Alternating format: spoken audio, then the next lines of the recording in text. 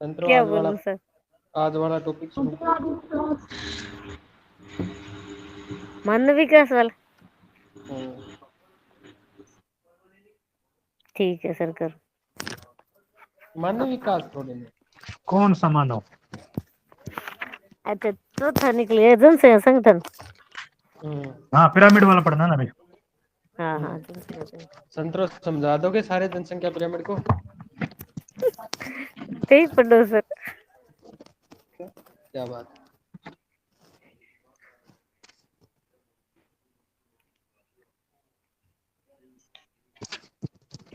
समझाने वाला काम आप कर दो, पढ़ने वाला मैं कर दूं।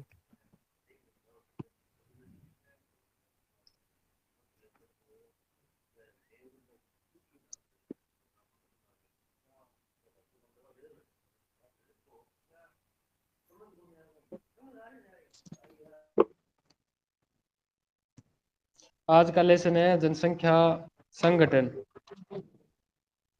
संगठन होता है उसकी संरचना। जैसे चट्टान का संगठन होता है ना, उसी प्रकार से जनसंख्या का संगठन। इस जनसंख्या के संगठन में क्या क्या शामिल होते हैं, मुख्यतः उनके बारे में जिक्र किया गया है। असल में तो ये क्या है, जनसंख्या की जो संरचनाएं हैं ना, उनके बारे में थोड़ा सा जिक्र है आज वाले में। पिरामिड जिनकी बात करते हैं, आयु का लिंग पिरामिड है, जनसंख्या का पिरामिड है। जनसंख्या संगठन किसी भी देश में, वो पहले हमने बात की थी, किसी देश की जो वास्तविक जो संसाधन होते हैं ना, वो उसकी जनसंख्या ही होती है। मानव और स्त्री और पुरुष दोनों ही होते हैं। उसी से शुरुआत की है इस लेसन की। इकाई 2 है, अध्याय 3 है। किसी भी देश की विविध प्रकार के लोग रहते हैं, विविध प्रकार के लोग रहते हैं। प्रत्येक व्यक्ति अपने आप में अद्वितीय है, यूनिक है। लोगों की आयु, उम्र, उनका लिंग स्त्री है या पुरुष, तथा उसके निवास स्थान वो किस जगह पर निवास करता है, किस कॉन्टिनेंटल क्षेत्र में रहता है, के आधार पर पृथक किया जा सकता है उसको, मनुष्य को। जनसंख्या को पृथक करने वाली कुछ अन्य विशेषताएं भी है। ये तो करते ही हैं, आयु, लिंग और निवास स्थान, परंतु इसके अलावा भी कुछ विशेषताएं हैं जो कि उन व्यक्तियों को दूसरे व्यक्तियों से अलग करती है। जैसे आती है व्यवसाय, शिक्षा और जीवन प्रत्याशा। उसके बाद में लिंग संगठन, स्त्रियों और पुरुषों की संख्या किसी भी देश की महत्वपूर्ण जनांक की विशेषता होती है। जनसंख्या में स्त्रियों और पुरुषों की संख्या के बीच का अनुपात अंडरलाइन करना। जनसंख्या में स्त्रियों और पुरुषों के बीच की संख्या का अनुपात है कौन? लिंगानुपात। कुछ देशों में निम्न प्रकार का सूत्र परिकलित किया जाता है। कुछ देशों में, अब यहाँ कुछ देश का मतलब ये हो सकता है कि कुछ एक देशों में यूज होता है, बाकी हो सकता है कि सारे देशों में नहीं है। भारत में लिंगानुपात है ना, वो 1000 स्त्रियों पर ज्ञात किया जाता है। पुरुषों की कितनी संख्या है, यानी कि स्त्रियों के ऊपर ज्ञात किया जाता है। और संख्या किसकी काउंट होती है? स्त्रियों और पुरुषों की। परंतु पूरे विश्व का अगर लिंगानुपात देखोगे ना, तो वहां पर क्या करेगी, आपको उल्टा हो जाएगा ये सिस्टम। वहां पर पुरुषों पर स्त्रियों की संख्या ज्ञात होती है, पढ़ा होगा कभी आप। बाकी ये कुछ देशों में है ये सूत्र ज्ञात किया जाता है, जिसमें इसमें कौन सा सूत्र है लिंगानुपात का? लिंगानुपात है, ऊपर रहेगी पुरुषों की संख्या बटा में स्त्रियों की संख्या इंटू 1000 के करीब। पुरुषों की संख्या और स्त्रियों की संख्या इंटू 1000। भारत में ऐसा नहीं होता क्या सर कि 1000 पुरुषों पर महिलाओं की संख्या ज्ञात की जाती? भारत में से होता है 1000। हम्म, राजस्थान में कैसे होता है? और इसका क्योंकि उल्टा राजस्थान अलग होता है और नहीं, देशों में। विश्व में अलग होगा, विश्व में अलग तरीके से होगा, वो विश्व में 100 पे अलग होता है। होता है। और वो विश्व भी में स्त्रियों को लेते हैं महिलाओं 100। की संख्या पर हम्म, पुरुषों की संख्या ज्ञात की जाती है। हाँ पर 1000 पर नहीं होता ना, वो 100 पर होता है। वो स्त्रियां फिक्स हम्म। हाँ रहती हैं हाँ 100। यहाँ पर टोटल कहते हैं ना कि 997 है लिंगानुपात। इसका मतलब क्या है? 997 तो महिला है और 1000 हाँ पुरुष है। पुरुष तो हमेशा 1000 ही हाँ रहेंगे, तो 1000 पुरुषों के ऊपर ज्ञात होता है। अच्छा, मैंने उल्टा बोल दिया क्या इसको?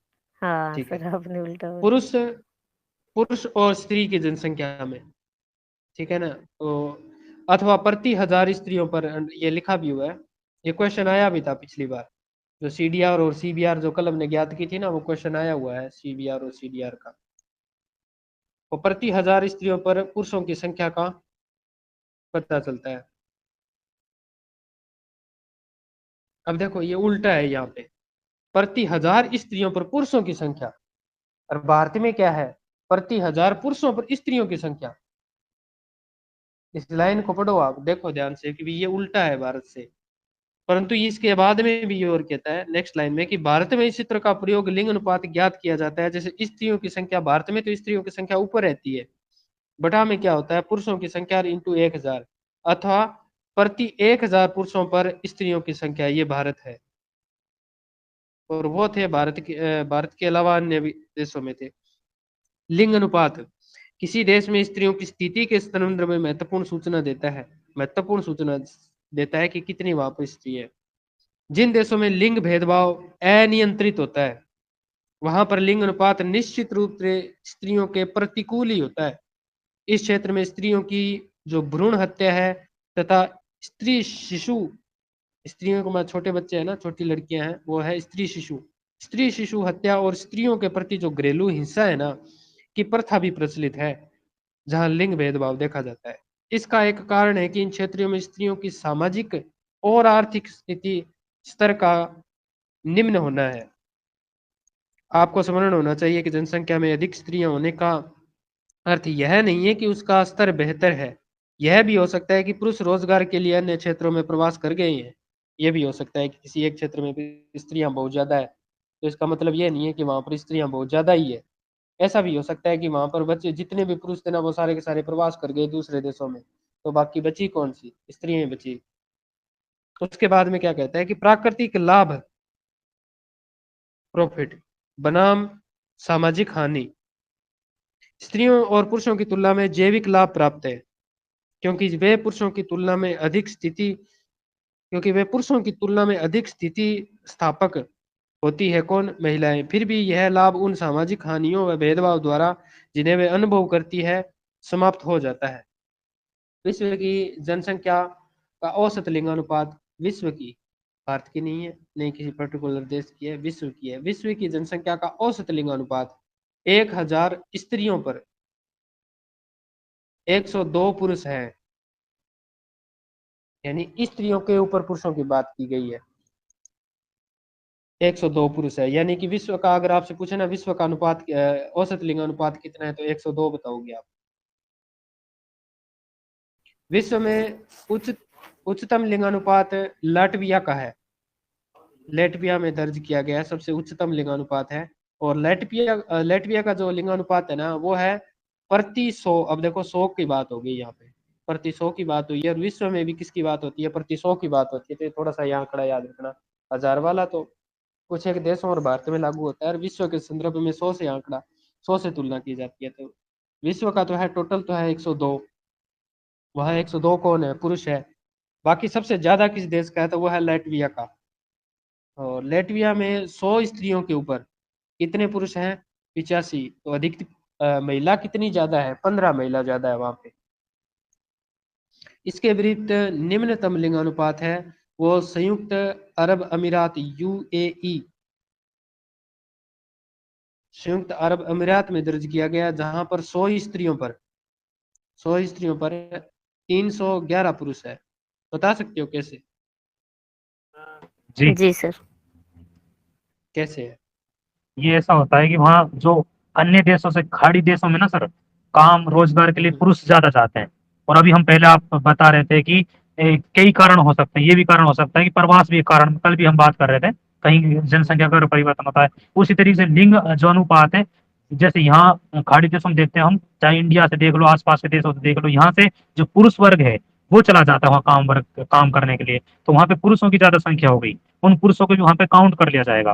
तो इसलिए वो है कि वहाँ 311 पुरुष हैं 100 स्त्रियों पर, इतना ज्यादा मतलब अंतर आ चुका है, सिर्फ इस वजह से कि वो लोग यहाँ से काम करने के लिए जो गए हुए हैं, उनकी वजह से, प्रवास की वजह से। जी। वहां पर कानून भी बहुत ज्यादा कठोर कानून है, स्त्रियों की तो रक्षा होती है वहां पे। इसके अलावा कोई पुरुष है तो वो किसी प्रकार से भेदभाव वगैरह नहीं कर सकता। तो लिंग अनुपात के विश्व प्रारूप, जो विश्व का जो प्रारूप दिखाया गया है, विश्व के विकसित देशों, विकसित प्रदेशों में कोई अलग अंतर नहीं दिखाई पड़ता है। संयुक्त राष्ट्र संघ यूएनओ द्वारा सूचीबद्ध कितने देशों में, 139, 139 देशों में लिंग अनुपात स्त्रियों के अनुकूल है, अंडरलाइन करना इसके। यूएनओ ने कितने देश बताए हैं जहां पर जो लिंग अनुपात है ना वो स्त्रियों के अनुकूल है, महिलाओं के अनुकूल है वहां पे।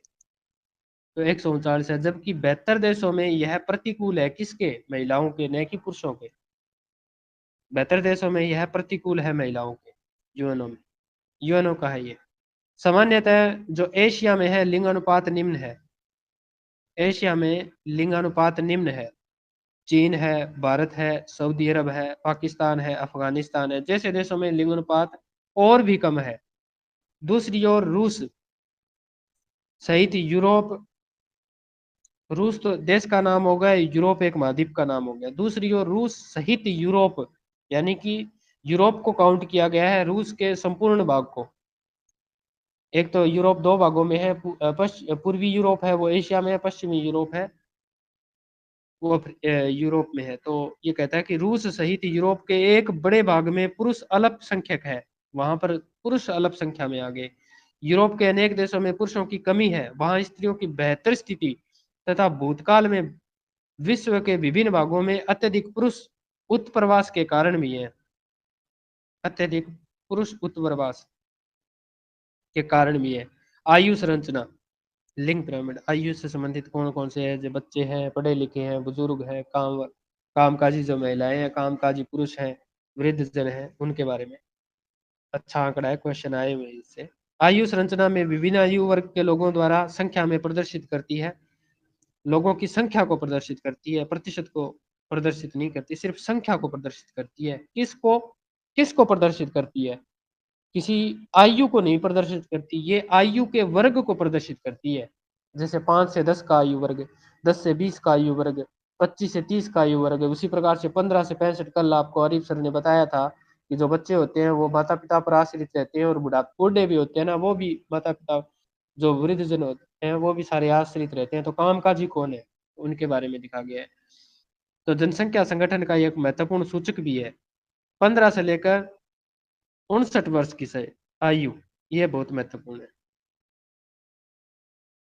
15 वर्ष से लेकर 59 वर्ष की आयु वर्ग की बात हो रही है यहाँ, वर्ग है ये पूरा का पूरा, एक ग्रुप है के बीच की जनसंख्या का बड़ा आकार एवं विशाल कार्यशील जनसंख्या, अंडरलाइन करना है इसको। 15 से 59 वर्ष की जनसंख्या को किस नाम से, आयु वाले को किस में रखा गया है? कार्यशील जनसंख्या को इंगित करता है।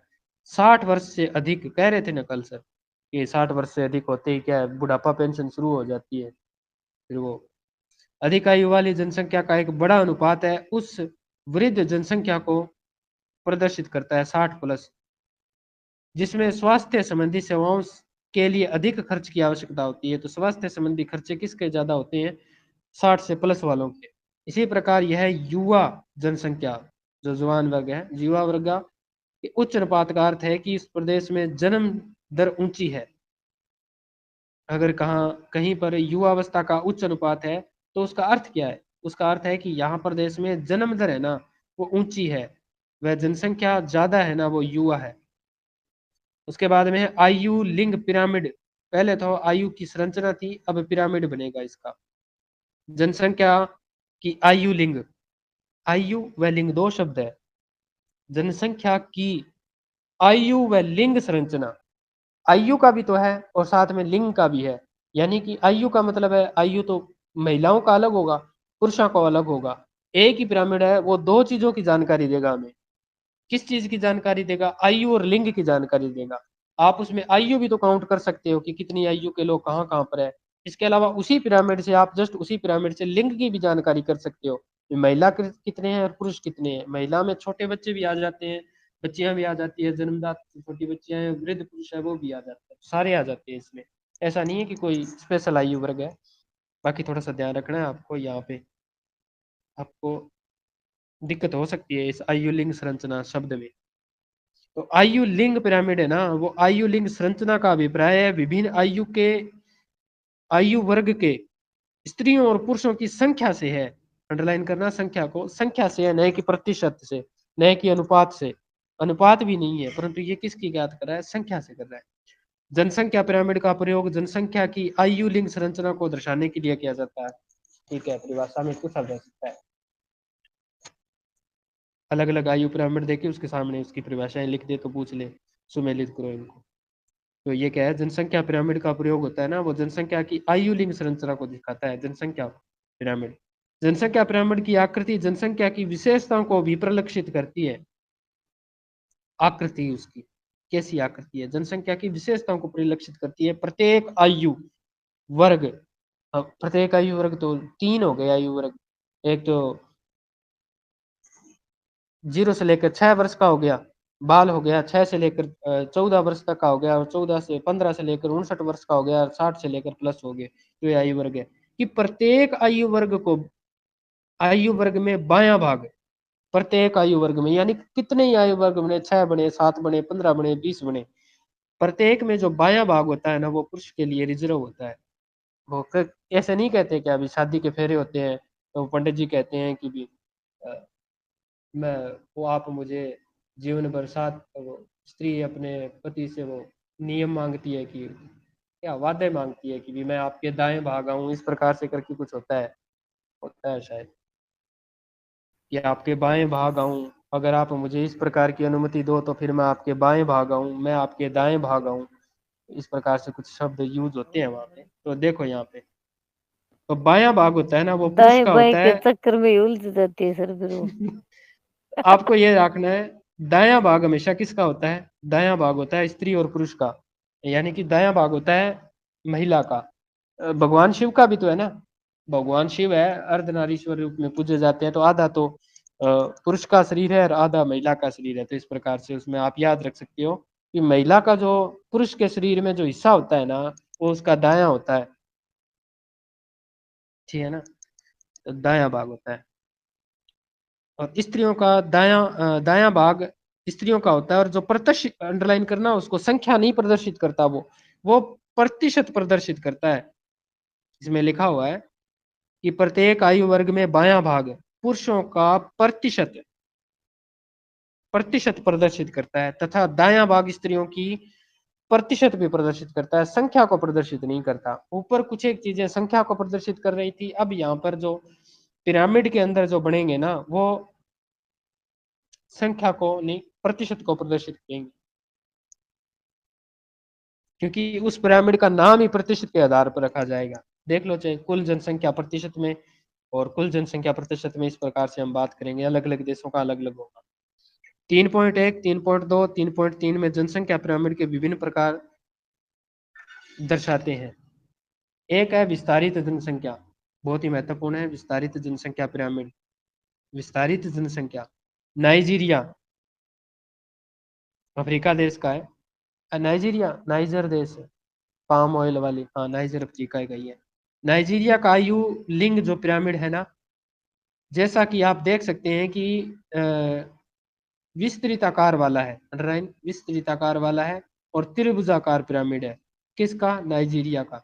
तो नाइजीरिया का जो आयु लिंग पिरामिड है ना वो त्रिभुजाकार और विस्तारित विस्तृत आकार वाला है, जो अल्प विकसित देशों का प्रतिरूप है। ये सारा का सारा जो पिरामिड है ना ये अल्प देशों का प्रतिरूप है। कैसे है वो हम उस पिरामिड को समझेंगे तब बात करेंगे, क्योंकि यहाँ पर देश विकसित नहीं है, अल्प विकसित है, यानी कि विकासशील के पास ही है ये, अल्प विकसित है ये। इस पिरामिड में उच्च जन्म दर क्या रहेगी, उच्च रहेगी।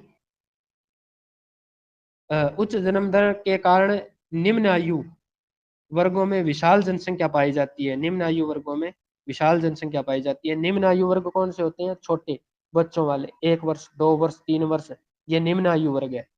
तो कहता है कि उच्च जन्म दर के कारण क्या होती है, निम्न आयु के जो वर्ग होते हैं ना उन वर्गों में विशाल जनसंख्या पाई जाती है। यदि आप बांग्लादेश और मैक्सिको, मैक्सिको अमेरिका के एक देश है और बांग्लादेश एशिया का है, ठीक है ना, भारत के पूर्व में, तो तुलना हो रही है यहाँ पर। बांग्लादेश और मेक्सिको के लिए पिरामिड की संरचना करें तो आप ऐसा ही दिखाई देंगे, यानी कि आप 3 देशों के साथ में जो पिरामिड है वो संरचना स्थापित करता है। एक तो नाइजीरिया, एक बांग्लादेश और एक मेक्सिको, 3 देशों के साथ में कौन सा पिरामिड दिखाया इसने, विस्तारित। विस्तारित यानी कि बढ़ी हुई जनसंख्या, विस्तारित जनसंख्या होती है। और यह पिरामिड असल में होता किस प्रकार का है, तो त्रिभुज आकार का होता है। पहली बात, ये त्रिभुज के आकार का होता है। तो त्रिभुज आकार में अगर आप देखोगे तो इसका जो ऊपरी हिस्सा होता है वो संकीर्ण होता है, इसका आधार क्या होता है, विस्तृत होता है, आधार विस्तृत होता है। ये थोड़ी सी इसके संदर्भ की बात है। जो शिखर होता है वो संकीर्ण होता है और आधार होता है इसका विस्तृत होता है। बाकी इसमें 3 देश बताए हैं। और ज्यादा क्या होता है इसमें, उच्च जन्म दर होती है जिसमें निम्न आयु वर्ग, अंडरलाइन करना, निम्न आयु वर्ग का जो संख्या है ना या उसकी वो विशाल पाई जाती है। तो देखो इसमें आयु वर्ग वाले में 3.1 में जनसांख्यिकी ईयर 2009-10 का संयुक्त राष्ट्रीय सांख्यिकी प्रभाग के द्वारा ये चित्र है। 0 से 4 वर्ष, 5 से 9 वर्ष और 10 से 14 वर्ष। जैसे जैसे पहले आप दायां बायां लिख लो। स्त्री हमेशा किस तरफ है, दाएं भाग में। पुरुष किस भाग में है, बाएं भाग में। ये क्वेश्चन अच्छा है, दाएं और बाएं में। पुरुष है दाएं भाग का और बाएं भाग का, दोनों का पिरामिड का जो आकार है वो छोटा बड़ा हो सकता है। हो सकता है कि एक किसी देश में स्त्रियों की संख्या, जो छोटे बच्चियों की संख्या है वो बहुत कम हो, और उसी के मुकाबले लड़कों की संख्या है ना 0 से 4 वर्ष में उसमें ज्यादा हो। अगर कन्या भ्रूण हत्या होगी ना तो निचला जो पायदान है ना वहां पर एक तरफ तो कमी आएगी, दूसरी तरफ बढ़ोतरी होगी। कैसे, इसमें देखो निचला ही निचला पायदान है ना वो 11 के बाद में 11 से शुरू हुआ है, लगभग 12 के करीब से शुरू हुआ है। परंतु इधर देखो स्त्रियों वाले में वो 10.5 तक ही है, 10.5 तक है, परंतु ये 10.5 से आगे निकल चुका है। उसके बाद में है 5 से 9 का प्रकार है ना वो शुरू होता है, लगभग 10 के करीब होता है। और यहाँ पर जो होता है ना वो 10 से माइनस है, थोड़ा सा कम है, 10 से 9 हो सकता है, 9.5 हो सकता है। यानी कि पुरुषों वाला बड़ा है और महिला वाला छोटा है। इसी प्रकार से आप ऊपर की तरफ जैसे जैसे जाते जाओगे ना तो उम्र बढ़ती जाएगी पिरामिड में, और नीचे की तरफ उतरोगे ना तो उम्र है वो घटती जाएगी। तो जैसे जैसे ऊपर बढ़ेंगे ना तो जनसंख्या पिरामिड है ना इतना छोटा होता जा रहा है कि वहां पर जो बूढ़े बुजुर्ग है ना वो जिंदा नहीं रह पा रहे हैं। बिल्कुल भी कोई भी बूढ़ा बुजुर्ग है वो जिंदा नहीं रह पा रहा है। बहुत ही रेयर चांस है कि एक दो बूढ़े बुजुर्ग है वो यहाँ पर जिंदा है। इस कारण से ये पिरामिड है छोटा हो गया, संख्या कम को दर्शाता है। महिला वाला पोर्शन तो बहुत ही कम छोटा हो गया, पुरुष वाला भी एक एक बॉक्स को ले रहा है। जैसे 85+ तो बिल्कुल, स्त्रियों वाली संख्या तो बिल्कुल ही घट गई, कम हो गई, और पुरुष वाले में एक बॉक्स बचा हुआ है 85+ में। ठीक है, तो दो हाँ बॉक्स सर। तो 70 से 74 के बीच का है ना, वहां तक 2 बॉक्स लिए हैं पुरुषों वाले ने, परंतु महिला वाला भी एक बॉक्स में ही काउंट हुआ है वहां तक।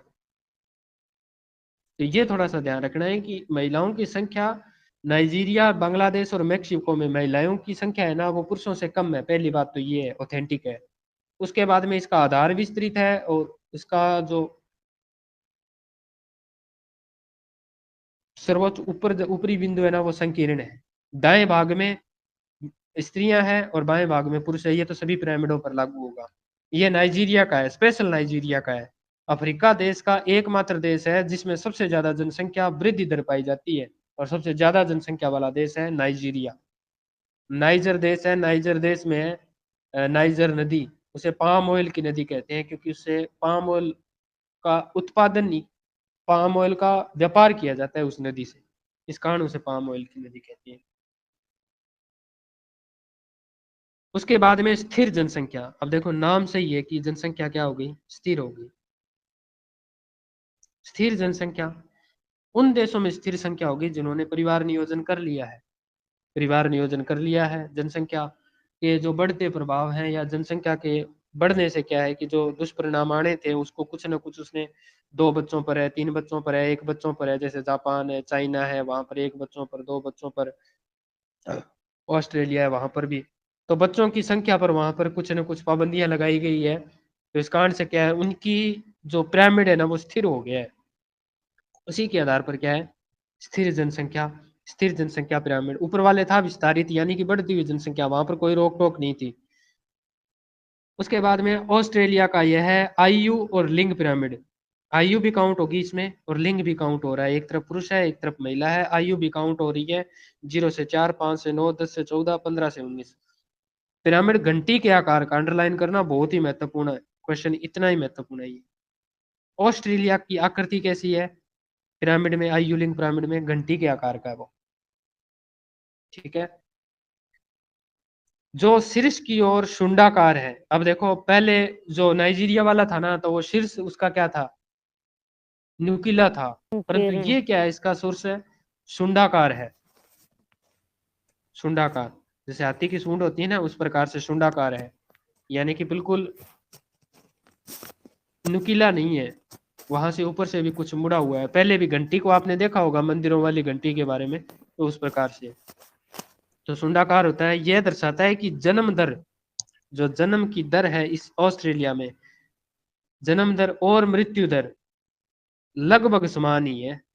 इसी कारण तो स्थिर जनसंख्या थी, लगभग समान है, जिसके परिणाम स्वरूप जनसंख्या स्थिर हो जाती है। अब देखो इसमें दाएं में वही स्त्री और बाएं में वही पुरुष है, नाम है ऑस्ट्रेलिया का। और अब देखो इसमें नाइजीरिया में जो अधिकतम आयु पहुंची थी ना, कहां तक पहुंची थी, नाइजीरिया में पहुंची थी अधिकतम आयु 85 वर्ष। अगर वहां पर 85 वर्ष पहुंची थी, तो यहाँ पर ऑस्ट्रेलिया में देखो आयु पहुंच गई है 100+। तो इसका मतलब क्या हुआ, इसका मतलब हुआ यहाँ जीवन प्रत्याशा ज्यादा है, किसके मुकाबले, नाइजीरिया के मुकाबले। तो आयु पिरामिड से ये भी तो पता चलता है कि 100+ काउंट हो रहा है अगर, तो आयु पिरामिड में जीवन प्रत्याशा ज्यादा है। अब उसके बाद में आधार से बात करते हैं। इसका आधार तुलनात्मक रूप से संकीर्ण है, बाकी मध्य भाग है वो ज्यादा विस्तारित है। सीधा क्वेश्चन आता है कि आधार संकीर्ण है, तुलनात्मक रूप से ऊंचाई की ओर, जैसे शीर्ष भाग से तुलनात्मक रूप से आधार है वो बड़ा है, और मध्य भाग है वो मोटा है, मध्यवर्ती भाग है। देखो 0 से 4 है बच्चों पर, बच्चों का है, उसके बाद में 5 से 9 है, ये बिल्कुल ये आता है 2.4 के 2 नहीं, 2 से और 3, 2 से 4 के बीच में, तो 3 मान लो इसको। और ये है 2.25, 2.5, 2.2 और 3 से थोड़ा सा कम ही है। ये थोड़ी कमी पेशी आप देख लेना इस चीज को भी। आप ज्यादा से ज्यादा 90% यही रहता है कि महिलाओं की जनसंख्या पुरुषों से कम होती है हमेशा ही।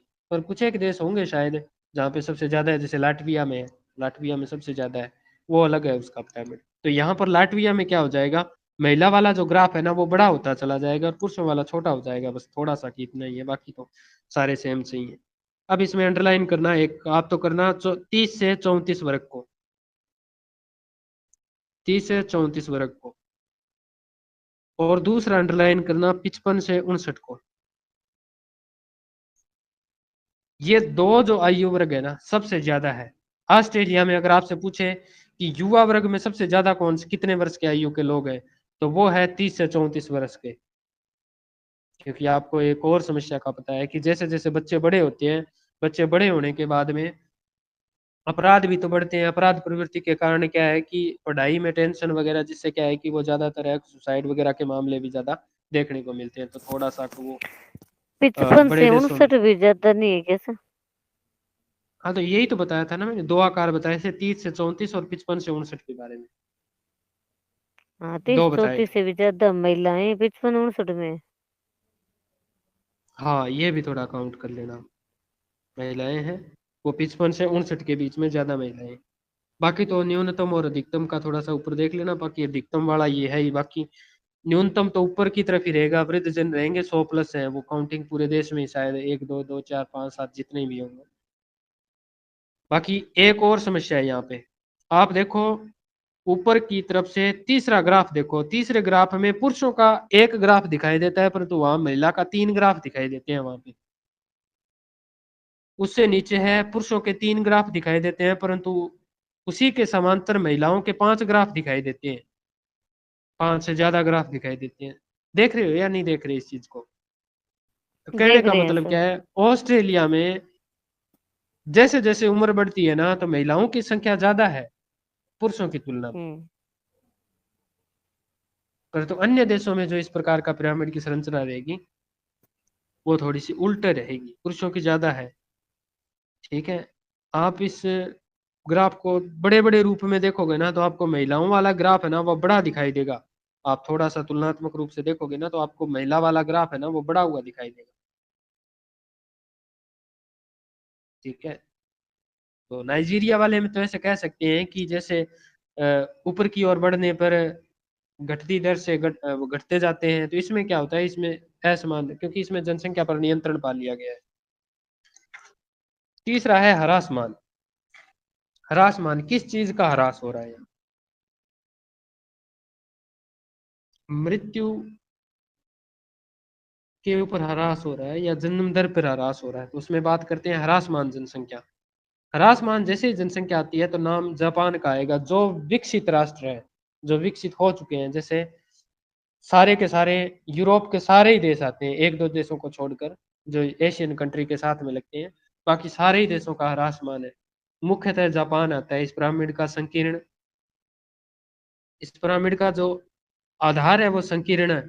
संकीर्ण आधार, आधार संकीर्ण का मतलब क्या है, कहते हैं ना उसकी तो संकीर्ण सोच है। सोच संकीर्ण होने का मतलब छोटी सोच है, तो इसका आधार संकीर्ण है। यानी कि बच्चे जन्म ही कम लेते हैं। पहली बात तो जन्म कम लेते हैं, परंतु जितने भी जन्म लेते हैं ना वो सारे के सारे जिंदा रहते हैं, और उसके अलावा वो अपनी आयु भी पूरी करते हैं। ठीक है, तो आधार है वो संकीर्ण है। उसके बाद में शुंडाकार शीर्ष है, तो शुंडाकार शीर्ष इसमें भी था, और ऑस्ट्रेलिया वाला में भी क्या था, शीर्ष था वो शुंडाकार था। वैसे अगर आप इसको देखो ना तो हुक्म का जो पत्ता होता है ना, वैसे होती है ये। ताश के पत्ते में पान एक का हुक्म पत्ता। हुक्म, हाँ पान का पत्ता वैसे है ये। संकीर्ण आधार और शीर्ष शुंडाकार के रूप में होता है। यहाँ पर अंडरलाइन करना, जन्म दर है वो निम्न है, न तो बच्चों का अधिक जन्म होता है। फिर उसके बाद में मृत्यु दर भी क्या होती है, निम्न होती है, तो न अधिक ज्यादा मृत्यु दर को दर्शाता है। मृत्यु दर भी कम है और जन्म दर भी कम है, इस कारण से जो बीच का जो आधार है वो सबसे ज्यादा है। इन देशों में जनसंख्या वृद्धि न्यून तथा ऋणात्मक होती है। अब तक कोई भी ऐसा पिरामिड नहीं आया जिसमें ऋणात्मक हो। ऋणात्मक होती है, वृद्धि न्यून तथा ऋणात्मक होती है। ठीक है, अधिकतम 100 प्लस चल रहा है इसका ह्यूमन इंडेक्स वाले में, 90 से 94 है, 100 प्लस है। ऑस्ट्रेलिया के समांतर ही है, 100 प्लस काउंटिंग कर रहा है। और अधिकतम है वो जनसंख्या दर्शाई जा रही है पुरुष वालों में तकरीबन 15 से 19 से ज्यादा। ऊपर वाला जो है ना डायग्राम, वहां पे अधिकतम दर्शाया है इसको, और महिलाओं में अधिकतम दर्शाया है इसको 35 से 39 वर्ष में। ठीक है, बाकी समान ही है। बाकी बुढ़ापे में जाकर पुरुषों की संख्या कम हो गई है, लगातार कम हो गई है। कब से? 85 प्लस में। बाकी जो महिलाओं की संख्या है वो ज्यादा है, पुरुषों की संख्या 85 प्लस में कम है। 90 वाले में एक डायग्राम एक बॉक्स दिखाता है और महिलाओं में दो बॉक्स दिखाता है। 94, 90 से 94 में एक बॉक्स है। 100 प्लस में क्या हो जाता है, आगे जाकर बढ़ने से पुरुषों का डायग्राम खत्म हो जाता है और फिर भी महिलाओं का एक डायग्राम है वो बचता भी है यहाँ। तो अंततः महिला विजयी होती है यहाँ पे। आपने स्कूल में बच्चों का एक नेक्स्ट है क्रियाकलाप में, आपने स्कूल में बच्चों का एक जनसंख्या पिरामिड भी बनवाएंगे स्कूल में पहुंचने तो दो। उसके बाद में वृद्ध होती संख्या जनसंख्या, वृद्ध होती यानी कि बुजुर्ग होते जनसंख्या। जनसंख्या वृद्ध होना एक ऐसी प्रक्रिया है जिसमें बुजुर्ग जनसंख्या का हिस्सा अनुपात की दृष्टि से बड़ा होता जाता है, अनुपात की दृष्टि से बड़ा हो जाता है। यानी कि बूढ़े बुजुर्ग है ना वो बड़े, उनकी संख्या ज्यादा दर्शाने लगी। 20वीं शताब्दी की नई परिघटना है बुजुर्गों की बढ़ती आबादी। फिर कई बार होता है ना बुजुर्ग हत्या हो जाती है, बुजुर्गों की जो आबादी है वो बढ़ रही है। तो ये क्या है कि 20वीं शताब्दी की एक नई घटना है ये। कौन सी नई घटना है? कि बुजुर्गों की संख्या बढ़ रही है। तो 20वीं शताब्दी एक की नई परिघटना है। विश्व के अधिकांश विकसित, न कि विकासशील और नहीं अविकसित, ये सिर्फ विकसित राष्ट्रों की बात कर रहा है। विश्व के अधिकांश विकसित देशों में उच्च आयु वर्ग में बढ़ी हुई जीवन प्रत्याशा के कारण जनसंख्या बढ़ गई है। उनके कारण जन्म दरों में ह्रास के साथ, जन्म दरों में भी तो ह्रास है। जैसे जैसे बुजुर्गों की संख्या बढ़ रही है ना, उसी प्रकार से युवा वर्ग ने अपने बच्चों के जन्म के लिए कोई फैमिली प्लानिंग नहीं की है उन्होंने। ठीक है, तो उस प्रकार से जीवन प्रत्याशा, जन्म दर में भी ह्रास आया है। विकसित राष्ट्रों में जन्म दर कैसी होती है? ह्रासमान होती है। तथा साथ ही जनसंख्या के बच्चों का अनुपात भी घटा है। जैसे जैसे पूरी जनसंख्या होती है ना, उसमें कई बार होता है कि 10% बच्चे हैं या 20% बच्चे हैं या 40% बच्चे हैं। तो कई बार हमारे युवा वर्ग में कहते हैं कि भारत में युवा वर्ग है ना, वो लगभग 50% से ज़्यादा युवा है भारत की जनसंख्या में। बच्चे भी उसमें आ जाते हैं 20% के। तो इस प्रकार से क्या है, युवा वर्ग में है सारे। तो इसमें जो बच्चों का जो प्रतिशत है ना, जो अनुपात है, वो घट गया है। इसके बाद में है ग्रामीण व नगरीय संगठन। गांव का और नगर का संगठन किस प्रकार से है? जनसंख्या का ग्रामीण और नगरीय में विभाजन। एक कोई जनसंख्या है, उसका या तो आप ग्रामीण में विभाजन कर दो कि चलो छोड़ो ये तो ग्रामीण ग्रामीण जनसंख्या है, या फिर ये कह दो कि ये शहरी जनसंख्या है। तो ये कहता है कि ग्रामीण और नगरीय जनसंख्या का जो विभाजन है ना, उसका क्लासिफिकेशन कैसे करें, उसका निर्धारण कैसे करें। तो वो कहता है कि ये इसका जो निर्धारण करो आप निवास के आधार पर करो। निवास के आधार पर होता है। यह विभाजन आवश्यक है क्योंकि ग्रामीण और नगरीय जीवन में आजीविका और सामाजिक दशाओं में एक दूसरे से भिन्न होते हैं। सामाजिक आर्थिक जो क्रियाएं होती है ना, वो शहरों में ज्यादा संपादित होती है।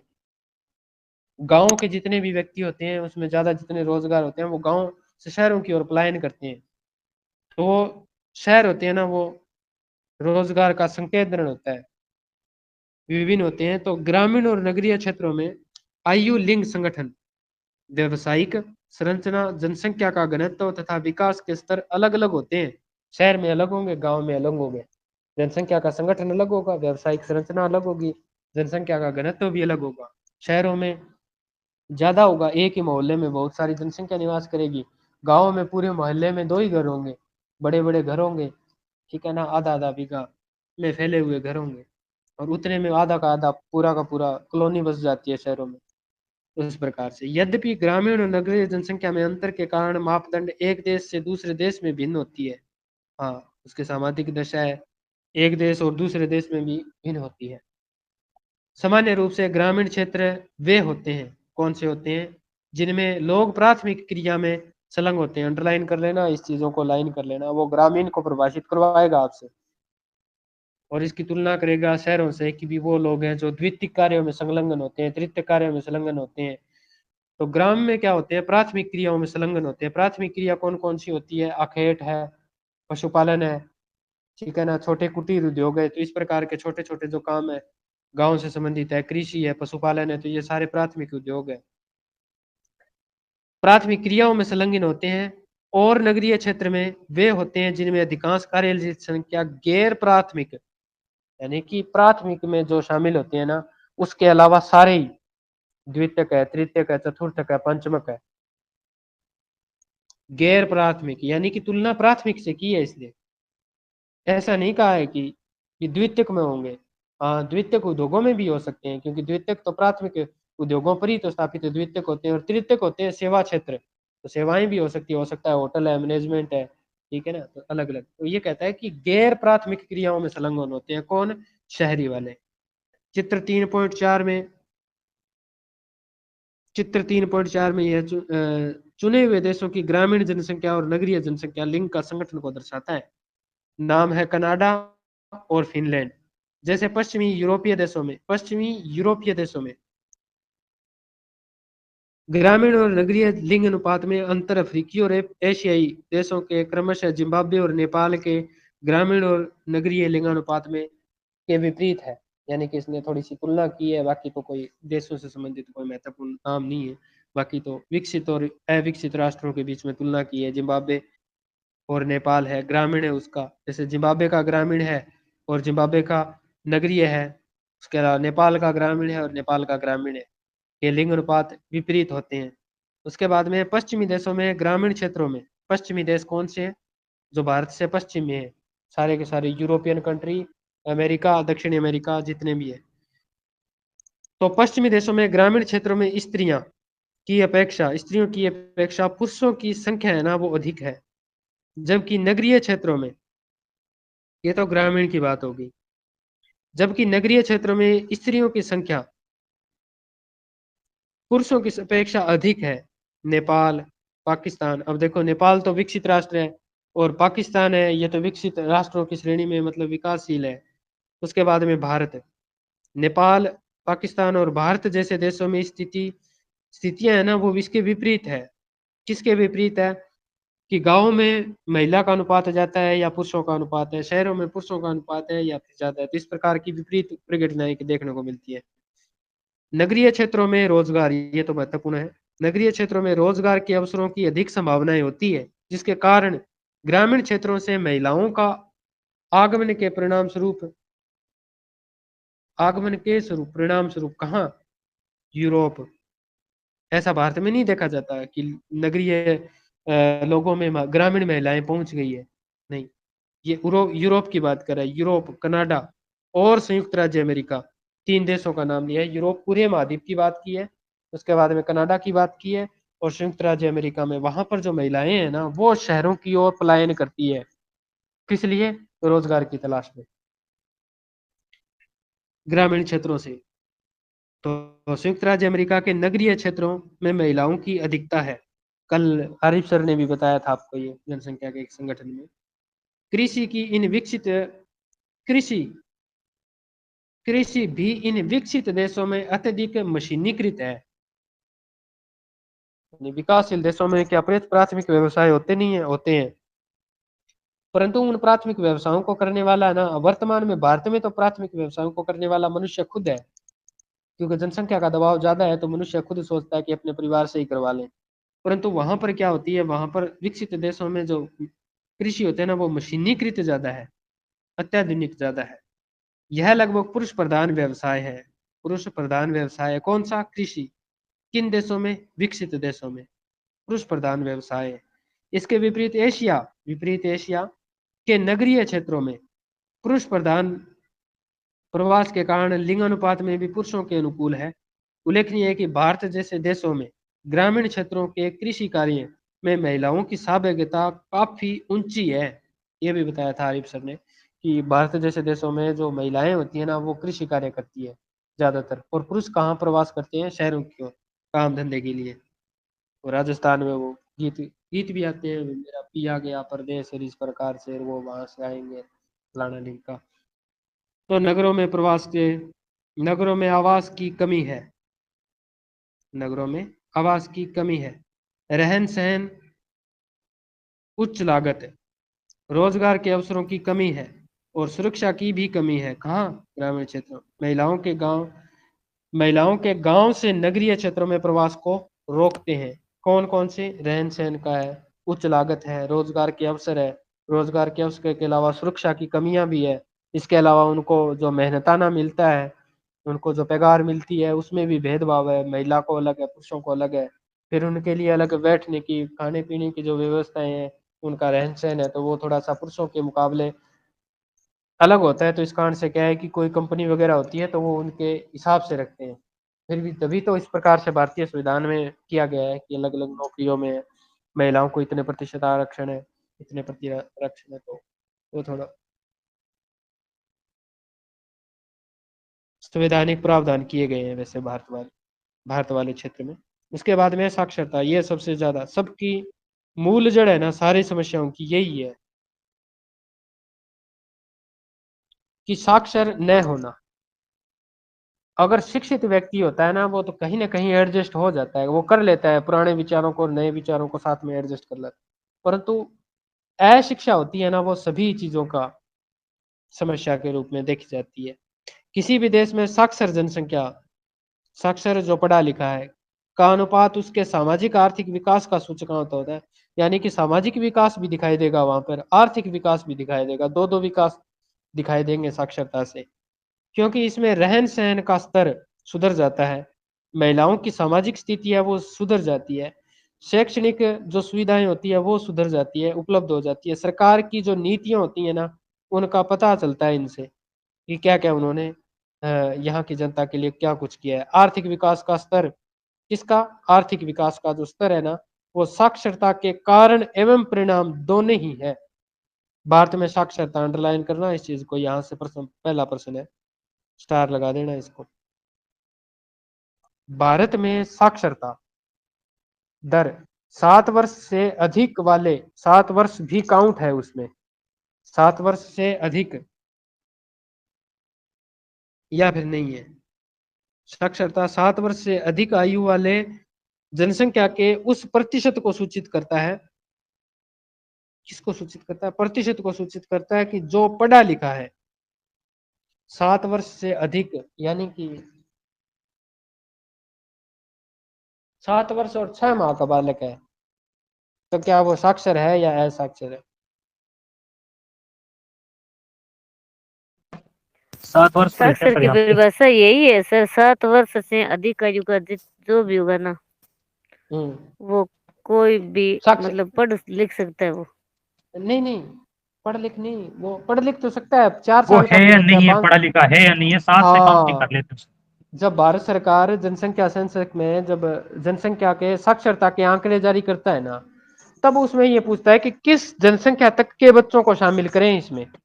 तो भारत सरकार ने कहा है कि 7 वर्ष से अधिक जो भी बालक पढ़ा लिखा है ना, तो उसको तो पढ़े लिखों में काउंट कर लो, और जो बिल्कुल पढ़ा लिखा नहीं है, जिसको अपना नाम ही लिखना नहीं आता, उसको निरक्षर में शामिल कर लो। तब हमारे पास में अलग अलग आंकड़े आते हैं कि भारत की साक्षरता इतनी है, राजस्थान की इतनी है, महिलाओं की इतनी है और पुरुषों की इतनी है, इतने प्रतिशत बढ़ गई, इतने प्रतिशत घट गई। तो ये सारा का सारा या तो 7 फेरों से शुरू होता है या 7 वर्ष से शुरू होता है। 7 वर्ष जिसमें समझ लिया, जिसमें लिखा जा सकता है, और इसमें समझ के साथ है अंक गणितीय परिकलन की भी योग्यता है। यानी कि अंक गणितीय परिकलन भी होना चाहिए, यानी कि छोटा बड़ा जोड़ घटाव गुणा भी करना सीखना चाहिए। जी थोड़ा सर। बहुत पढ़ा लिखा भी होना चाहिए। भी कम से कम उसको 10 रुपए दे दे तो कम से कम उसको पता तो ना भी ये 5-5 के 2 सिक्के हैं या 1-1 के हैं। इसके बाद में है 1000 पुरुषों पर तुलनात्मक रूप से स्त्रियों की संख्या। ये थोड़े से एक देश हैं, जिम्बाब्वे है, कनाडा के ऊपर स्टार लगा है, ब्राजील है, और नेपाल के ऊपर फिर स्टार लगा है, फिनलैंड है और न्यूजीलैंड है। कनाडा में स्टार क्यों लगा है, पहला तो ये देखो, और नेपाल में 1000 क्यों लगा पुरुषों है? की तुलना में स्त्री। वैसे डेमोग्राफी की ईयरबुक 2015 की है, कोई ज्यादा पुरानी भी नहीं है। ग्रामीण और शहरी दोनों का दे रखा है। जिम्बाब्वे, ये जिम्बाब्वे पहले तो है कहाँ पे, मैप में है कहाँ पे ये जिम्बाब्वे? अफ्रीका का अफ्रीका में। कंट्री का है, अफ्रीका में, ठीक है। अफ्रीका में यहाँ पर जो शहरी जनसंख्या है ना वो ज्यादा है, बशर्ते किसके? ग्रामीण जनसंख्या के। शहरी ज्यादा है। अब शहरी वाले ज्यादा देखो, शहरी ज्यादा किसमें? आप शहरी ज्यादा देखो किसमें, एक तो है जिम्बाब्वे में, एक उसके बाद नेपाल में में। एक नेपाल में, बस दो ही है जहाँ सबसे ज्यादा है शहरी। उसके बाद में जितने भी बच गए वहां पर क्या है, ग्रामीण ज्यादा है। तो ग्रामीण जनसंख्या कनाडा में, क्षेत्रफल बहुत बड़ा है, शहरी यहाँ पर बिल्कुल कम है। इसके अलावा लोग ज्यादा क्या है, ग्रामीण है, वो भी 1000 प्लस की तरफ चल रहे हैं। उसके बाद में ब्राजील है, ब्राजील में सबसे ज्यादा क्या है, ग्रामीण है। आपको पता होगा भी वहां पर किस प्रकार की तो जलवायु पाई जाती है। इसके अलावा अमेजन वर्षा वन है, वो भी उनका भी हिस्सा आ जाता है, ठीक है। तो इस कारण ज्यादा यहाँ पर ग्रामीण ज्यादा है और शहरी कम है ब्राजील में। तो ये थोड़ा सा ये भी तो ध्यान रखना है ना,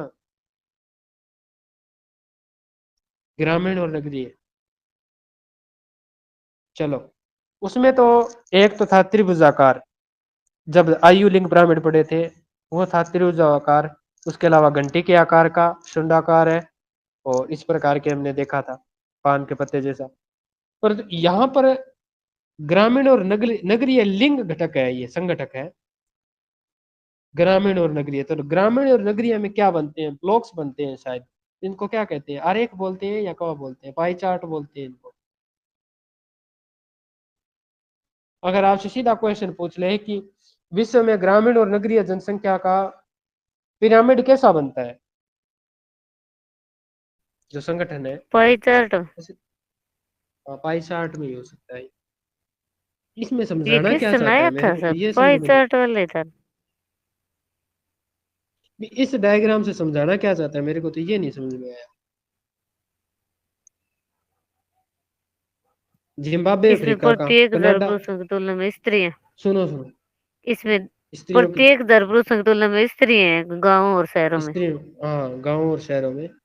जिम्बाब्वे है अफ्रीका का, कनाडा है उत्तरी अमेरिका का, ब्राजील है दक्षिणी अमेरिका का, नेपाल है एशिया का, फिनलैंड, फिनलैंड कहाँ का है? फिनलैंड तो है यूरोप का, यूरोप का।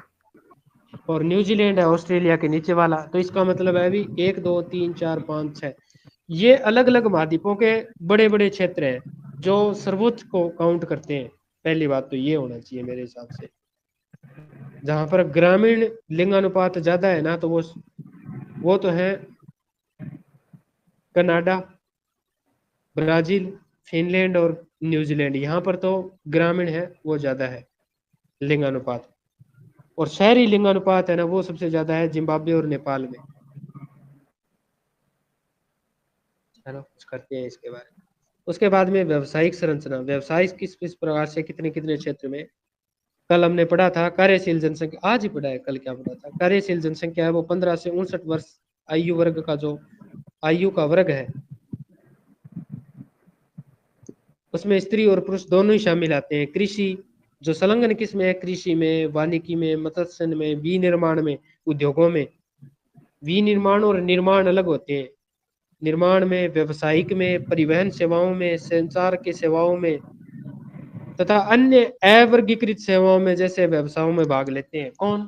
15 से लेकर 59 वर्ष का आयु वर्ग का। कृषि, वानिकी, मत्स्य तथा खनन को प्राथमिक व्यवसायों में, थोड़ा सा याद रखना, आगे शुरू होने वाला है ये सारा का सारा चैप्टर। विनिर्माण को द्वितीयक में, क्रिया में, व्यापार, परिवहन ये सेवाएं हैं, संचार भी सेवा है। अन्य सेवाओं को तृतीयक व्यवसाय में, तथा अनुसंधान, खोज, अनुसंधान, सूचना प्रौद्योगिकी, वैचारिक विकास जैसे नहीं होते क्या मोटिवेशनल स्पीकर होते हैं, वो वैचारिक विकास से जुड़े कार्यों को चतुर्थक श्रेणी में रखा गया है, चतुर्थक में रखा गया है, वर्गीकृत किया गया। इन 4 खंडों में देखो यहाँ पर 4 तक की जिक्र किया हुआ है, पंचमक यहाँ पर फिर नहीं है, बाकी आगे पंचमक तक पहुंचेंगे, परंतु ये यहाँ पर भी 4 तक ही बंटवारा करता है। तो शायद इसने जो तृतीयक व्यवसाय है ना उसको प्रत्यक्ष और अप्रत्यक्ष में नहीं मानता है। क्रियाओं को के रूप में वर्गीकृत किया गया है इन 4 खंडों में, सिर्फ 4 ही बताएं। इन 4 खंडों में जो कार्यशील जनसंख्या का अनुपात है ना, किसी राष्ट्र के आर्थिक विकास के स्तर को एक अच्छा सूचक है। इसका कारण यह है कि केवल उद्योग और असंरचना, उद्योग किस में आते हैं, द्वितीयक है या तृतीयक है ये? उद्योग द्वितीयक होते हैं, हाँ द्वितीयक। और अवसंरचना जो विनिर्माण उद्योग है इसी में आते हैं, ठीक है। से युक्त एक विकसित अर्थव्यवस्था ही द्वितीयक, तृतीयक और चतुर्थक सेक्टरों में अधिक कर्मचारियों को समायोजित कर सकती है। यदि अर्थव्यवस्था अभी भी आदिम है, भारतीय अर्थव्यवस्था आदि से ज्यादा आदिम है, अर्थव्यवस्था अभी भी आदिम अवस्था में है, तब प्राथमिक क्रियाओं में संलग्न लोगों का अनुपात अधिक होगा। जैसे भारत में है ना 68% जनसंख्या तो अभी तक कृषि व्यवसाय पर ही निर्भर है। आज भी हम कृषि से संबंधित है, वो सारे के सारे आंदोलन कर रहे हैं, तो हम तो उद्योगों से संबंधित होने चाहिए। टाटा बिरला है, जितने भी है उनसे संबंधित, बराबर खड़े रहने से संबंधित उनके होने चाहिए। परंतु हम तो यहाँ कृषि के, यहाँ पर अभी समर्थन मूल्य ही नहीं मिल रहा है, बुरी हालत है। प्राथमिक क्रियाओं में संलग्न होने का अनुपात अधिक है। अगर प्राथमिक क्रियाओं में संलग्न होने का अनुपात अधिक है तो इसका मतलब क्या है कि वहां की जो जनसंख्या है ना वो आदिम अवस्था में है। और आदिम अवस्था किसको बताती है कि प्राथमिक व्यवसाय में संलग्न है, क्योंकि इसमें मात्र प्राकृतिक संसाधनों का ही विदोहन होता है, प्राकृतिक संसाधनों का ही विदोहन होता है।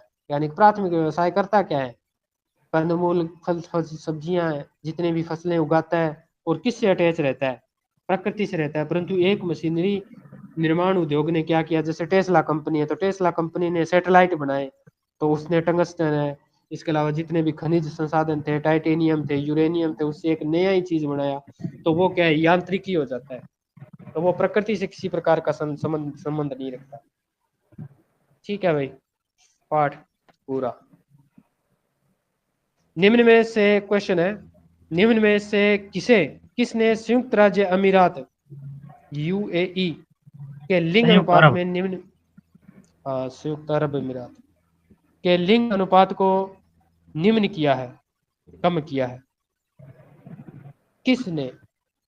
वो कौन है जिसने यूएई के लिंगानुपात को निम्न किया है, कम किया है? एक है कार्यशील पुरुष कार्यशील जनसंख्या का चयनित प्रवास। नंबर 2 है पुरुषों की उच्च जन्म दर। नंबर 3 है स्त्रियों की निम्न जन्म दर। नंबर 4 है स्त्रियों की उच्च उत्प्रवास, स्त्रियों का उच्च उत्प्रवास। फर्स्ट ही आएगा आंसर। हाँ, यही तो अभी तो पढ़ा था इसमें कि सर जो मैं बता रहा पुरुष था होते हैं ना। हाँ। आपने जो बताया बिल्कुल सही बताया था और अब फिक्स हो गया यहाँ पे। आप तो सर वो भविष्य वक्ता हो सर, नहीं सर, वो क्या पहले है, से। रीजन यही है एक्चुअल में, क्योंकि हम देखते हैं खाड़ी देशों में ना पुरुषों को ज्यादा प्रवास होता है और अन्य देशों से, तो फिर वहां पे क्या पुरुषों की ज्यादा संख्या हो जाती है काम करने वालों की, तो फिर वो जो हम लिंगानुपात पढ़ते हैं फिर वो काउंट हो जाता है वहाँ पे। तो अब देख रहे हैं 311, 100 स्त्रियों पर 311 पुरुष है वहां पर, तो वो रीजन यही है। अगर और फिर अगर आप नहीं बताते ना इसमें, इसमें डिस्क्राइब नहीं करते तो इसमें ये हो जाता कि भी वहां पर पुरुष ज्यादा क्यों है? ज्यादा इसलिए है कि बच्चों का जन्म ज्यादा हो रहा है, तो इसमें फिर दूसरा ऑप्शन हो जाता है कि पुरुषों की उच्च जन्म दर। अगर किसी को ऊपर वाला पक्का पता नहीं है ना किसी चीज से, क्योंकि वो तो आर्थिक कारक है, वो पहले भी पढ़ा था कि जनसंख्या के प्रवास को सबसे ज्यादा कौन प्रभावित करता है, तो सबसे ज्यादा प्रभावित करते हैं आर्थिक क्रियाएं। ठीक है, तो लोग वहां पैसे कमाने से उद्देश्य से वहां जाते हैं गल्फ कंट्रीज में, तो वहां पे तेल के कुएं वगैरह हैं, तो वहां पर बकरी पालन भी करते हैं, वो भेड़ चराने का काम है। नंबर 2 क्वेश्चन है निम्नलिखित में से कौन सी संख्या, अब संख्या की बात हो रही है, जनसंख्या के कार्यशील आयु वर्ग को प्रतिनिधित्व करती है? अब ये तो बता ही दो। 15 से 66, 15 से 65, 15 से 64 और 15 से 59। 15 से 59। 15 से 59 मैंने एक कहीं जगह और पढ़ा था, ये इसका आंकड़ा अलग से था, मुझे याद नहीं आ रहा। इसका तो सर यही आएगा फाइनली। 15 से 59 का इसका निम्न में रीजन से मैंने किस उसे मैं बता रहा था ना क्या? कि 14, 6 से 14 साल तक के बच्चों को तो अनिवार्य है, पढ़ाई भी अनिवार्य सरकार ने कर रखा है 14 साल तक। तो अब 14 साल तक तो काम मतलब वो नाबालिग वहां जाएगा, अगर आप काम कराओगे तो वो गैर अपराध हो हाँ जाएगा, मतलब आपराधिक हो जाएगा। दूसरा ये क्या है कि फिर 15 से 59 और मैंने कहा 60 से आपकी पेंशन चालू, तो कार्यशील तो बीच के ही हो गया ना इस तरीके से। नहीं सर, ये सर बता रहे हैं ना वो वयस्क आयु वर्ग बता रहे हैं जिसमें वो 15 से 64 वर्ष वाला आता है ना। हाँ हाँ हाँ हाँ, हाँ, वो बता 64 रहे ऐसा हैं से था, जिसमें मैं क्या ये भी हाँ 65 66 के उसको करीब था कोई आंकड़ा। हाँ हाँ उसमें दो भागों में बांटा गया है कि आयु मतलब कि जैसे वयस्क आयु वर्ग है ना, इसको एक तो क्रियाशील आयु वर्ग है जिसमें 15 से 34 साल, और जो प्रौढ़ वर्ग है उसमें 35 से 64 है। ऐसे दो भागों में डिवाइड किया गया। सर वो तो ये 64 तो वाला आंकड़ा ये सीन है कि रिटायरमेंट की उम्र 65 साल कर रखी है ना आजकल, तो वो उस हिसाब से 65 आता है तो सही, कुछ तो है 15 से नहीं, वो 65 का। संयुक्त राष्ट्र के आंकड़ों के अनुसार है। अच्छा अच्छा। और भी इसमें बताया। अपने इंडिया में कब रिटायर होता है, कितनी उम्र पे होता है? सर 64 65 में, तो वो तो अगर कोई बदलते टीचर है रहते या हैं। हाँ, हाँ? पहले 60 नहीं था एक फिर बढ़ा नॉर्मल। दिया। हाँ, हाँ तो पहले अब 60 था देखो, शायद, अब बढ़ा सर तो दिया। 60 जी है सर। अब मेरी बात सुनो। अभी हमने जस्ट इस चैप्टर को पढ़ा है, इसमें भी ये चीजें दे रखी है कि बेकारी से जनसंख्या की जो उम्र है इसमें फिक्स कर रखी थी, और जो आप बता रहे हो ना उसको हम अलग अलग वर्गों के हिसाब से बांटेंगे ना उसमें, मतलब जो कार्यशील को भी अंदर से बांटेंगे तब थोड़ा सा अलग हो जाएगा। लेकिन अगर हम एक पर्टिकुलर पूरा वो देखें कि कार्यशील कंप्लीट कितना है, तो फिर हम मोटा मोटा ये लेते हैं 1559। हाँ नहीं, ये तो सर मैंने तो हाँ इसी सर। वजह से बताया कि वो सर बोल रहे थे ना कि कहीं पढ़ा है उसमें। हाँ जी मैंने जी, वो बाकी याद तो आ यही रहा है था 15 इस से कारण 59। से। हाँ समझ गए सर, वो सही कह रहे हो आप। अब क्वेश्चन है एक रह गया तीसरा, बाकी तो निम्न में से किस देश का लिंगानुपात है विश्व में सर्वाधिक है, कितना है ये भी और बताना है साथ में। लाटविया, जापान, संयुक्त राज्य अमीरात। लाटविया बताओ इसका कितना है? 85, 85। लाटविया 185 है। और मतलब महिला 100 कितनी है? स्त्रियों पर 85 पुरुष। महिला 100 है, महिलाओं यानी कि की संख्या फीमेल 100 ज्यादा है। है और मेल क्या कितने हैं? 85। और विश्व का टोटल कितना है? 101, 102, 103, 102। 104, 102। 102। ठीक है। महिलाएं दाएं भाग में होंगी या बाएं भाग में? दाएं। दाएं। दाएं में। दाएं दाएं दाएं, राइट। मैम टीवी में हम बाएं हैं, वो ये सा ऐसा होता नहीं है कि मैम जब फेरे लेते हैं तब बताते हैं ना कि महिला होके फिर वो फेरे लेकर होता बैठती है है कि मैं सर, पर आपके क्या दाएं है भाग उस आऊं। टाइम सर होता है, पर रात हाँ के दो एक दो बज जाते हैं तो नींद में होते हैं सब, पता नहीं बोलते तो हैं।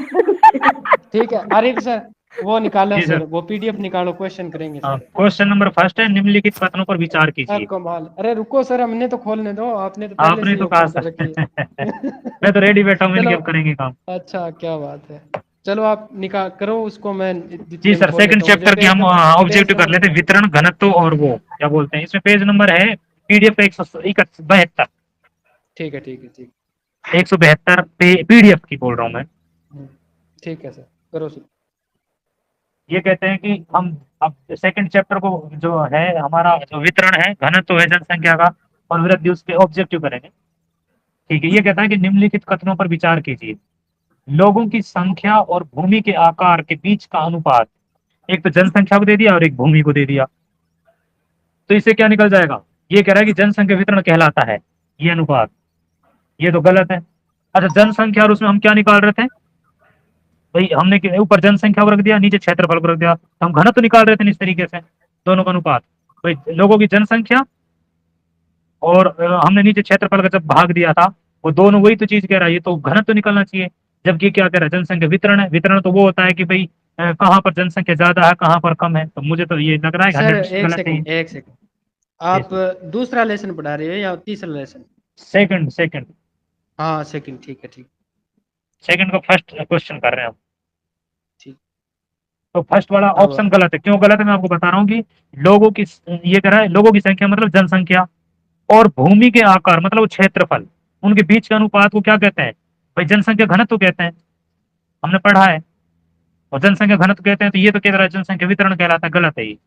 दूसरा है, भूपृष्ठ पर लोगों की किस प्रकार वितरित है, इसका संबंध जनसंख्या घनत्व है, उल्टा दे दिया।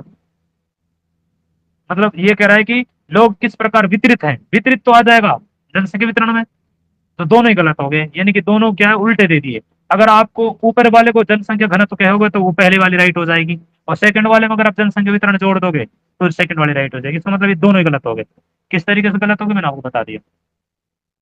तो सेकंड नंबर क्वेश्चन देखते हैं हम। ये आपको ध्यान रखना है, जनसंख्या घनत्व कैसे निकालते हैं। इसमें व्याख्या में सूत्र भी दे रखा है कि भाई ऊपर जनसंख्या को रख दिया, नीचे क्षेत्रफल को रख दिया, उनका अनुपात क्या कहलाएगा, जनसंख्या घनत्व। हमने अच्छे से पढ़ा है, और यही पढ़ाया था शुरू में कि भाई ना आपको कोई गुणा भाग कुछ नहीं करना शुरू वाले में। जो जनसंख्या घनत्व निकालते हैं, जैसे हम राजस्थान का निकालते हैं, जैसे हम भारत का निकालते हैं, सिर्फ ऊपर जनसंख्या और नीचे क्षेत्रफल। और क्षेत्रफल किससे भी निकालते हैं? वर्ग किलोमीटर में। कल बात हो रही थी उसमें हमारे, ठीक है, कि भाई प्रति वर्ग किलोमीटर में कितने व्यक्ति रहते हैं। वो निकालने के लिए हमें क्या करना पड़ेगा? जनसंख्या में क्षेत्रफल का भाग देना पड़ेगा।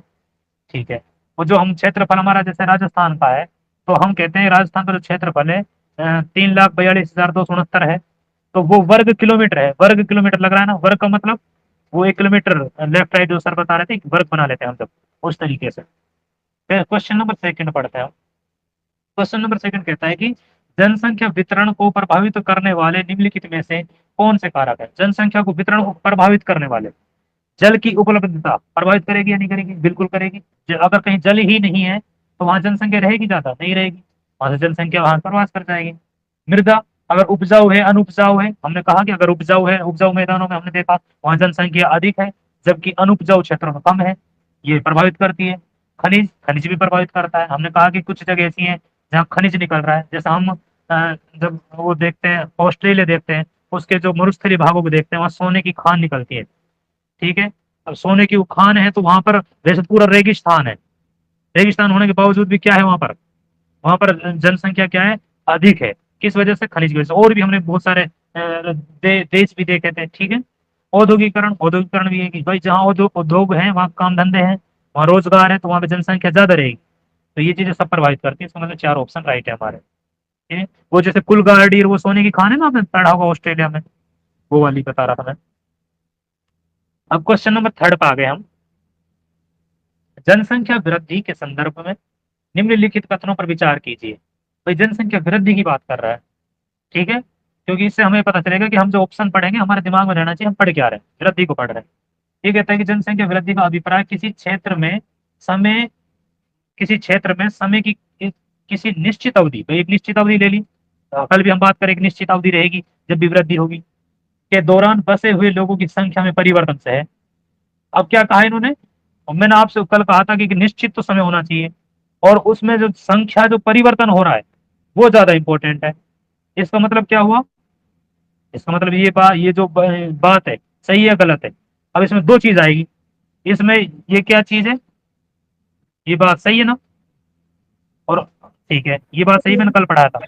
हाँ, अब इसमें पूछा क्या है, नीचे पूछ रहे हैं कि गलत कौन सा है, भाई सही नहीं है, पहला तो सही है, तो पहला तो हम करेंगे। अच्छा, हमारा आंसर इससे ज्यादा, मतलब ये तो हम पढ़ रहे हैं, लेकिन ये जो लास्ट में उपर्युक्त में से कौन सा कथन सही नहीं है ये पूछ रहा है, ये हमारे दिमाग में रहना चाहिए, भाई सही पूछ रहा है गलत पूछ रहा है, वो पूछ रहा है हमसे गलत, तो पहली वाली तो सही है, इसका मतलब कोई दिक्कत नहीं है, क्योंकि हमने कहा था कि निश्चित समय होगा, जैसे हमने 2001 से 2011 देखा था, एक निश्चित समय है, उसमें उसके दौरान जो निश्चित जो दिशा वो समय ले लिया हमने, उसके बीच में जो जनसंख्या में परिवर्तन हुआ है वो किसी भी तरीके से हो सकता है। हमने कल कई रीजन देखे थे, वो जन्म के आधार पर भी हो सकता है, मृत्यु के आधार पर भी हो सकता है, परिवर्तन की बात कर रहे हैं हम, प्रवास के आधार पर भी हो सकता है, तो वो ही बात कर रहे थे, वो बात बिल्कुल सही है।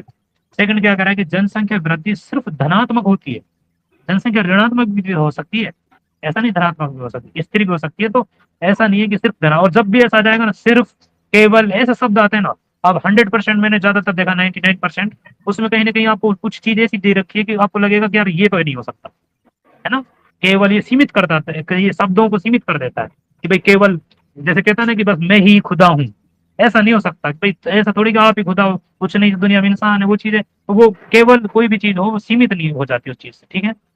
ठीक है, अब हम क्वेश्चन नंबर, मतलब हमारा सिर्फ सेकंड वाला गलत है, इसका मतलब ऑप्शन हमारा बी हो जाएगा राइट, ठीक है। अगर कोई किसी चीज को, कोई लाइन, कोई शब्द समझ ना आए तो वो पूछ सकता है ना, क्योंकि मुझे ऐसा लगता है कुछ शब्द ऐसे होते हैं जो आप आसानी से समझ जाते हो, तो मुझे उन चीजों को ज्यादा वर्क नहीं करता, लेकिन फिर भी अगर आपको लगे था ना। क्वेश्चन नंबर 4 पे आ गए हम। ये कहता है कि दो समय अंतरालों के बीच, मैंने जब भी कहा आपने चाहे जनसंख्या वृद्धि की बात करें या जो वितरण कुछ भी किसी बात करेगा तो कोई ना कुछ समय अंतराल तो लेगा, तभी तो हमें पता चलेगा हम कब किसे कब की बात कर रहे हैं। दो समय अंतरालों के बीच जनसंख्या का कम हो जाना, जनसंख्या क्या कहलाती है, ऋणात्मक वृद्धि कहलाती है, बिल्कुल सही है या गलत है, ये बिल्कुल सही है। अब फिर हम देखेंगे ये पूछ क्या रहा है, इसमें पूछ रहा है कि सही नहीं है, गलत को पूछ रहा है, तो ये तो सही है भाई, फर्स्ट वाली लाइन तो हमारी सही है, इसका मतलब हमें गलत बताना है, बस गलत कौन सा है, ठीक है।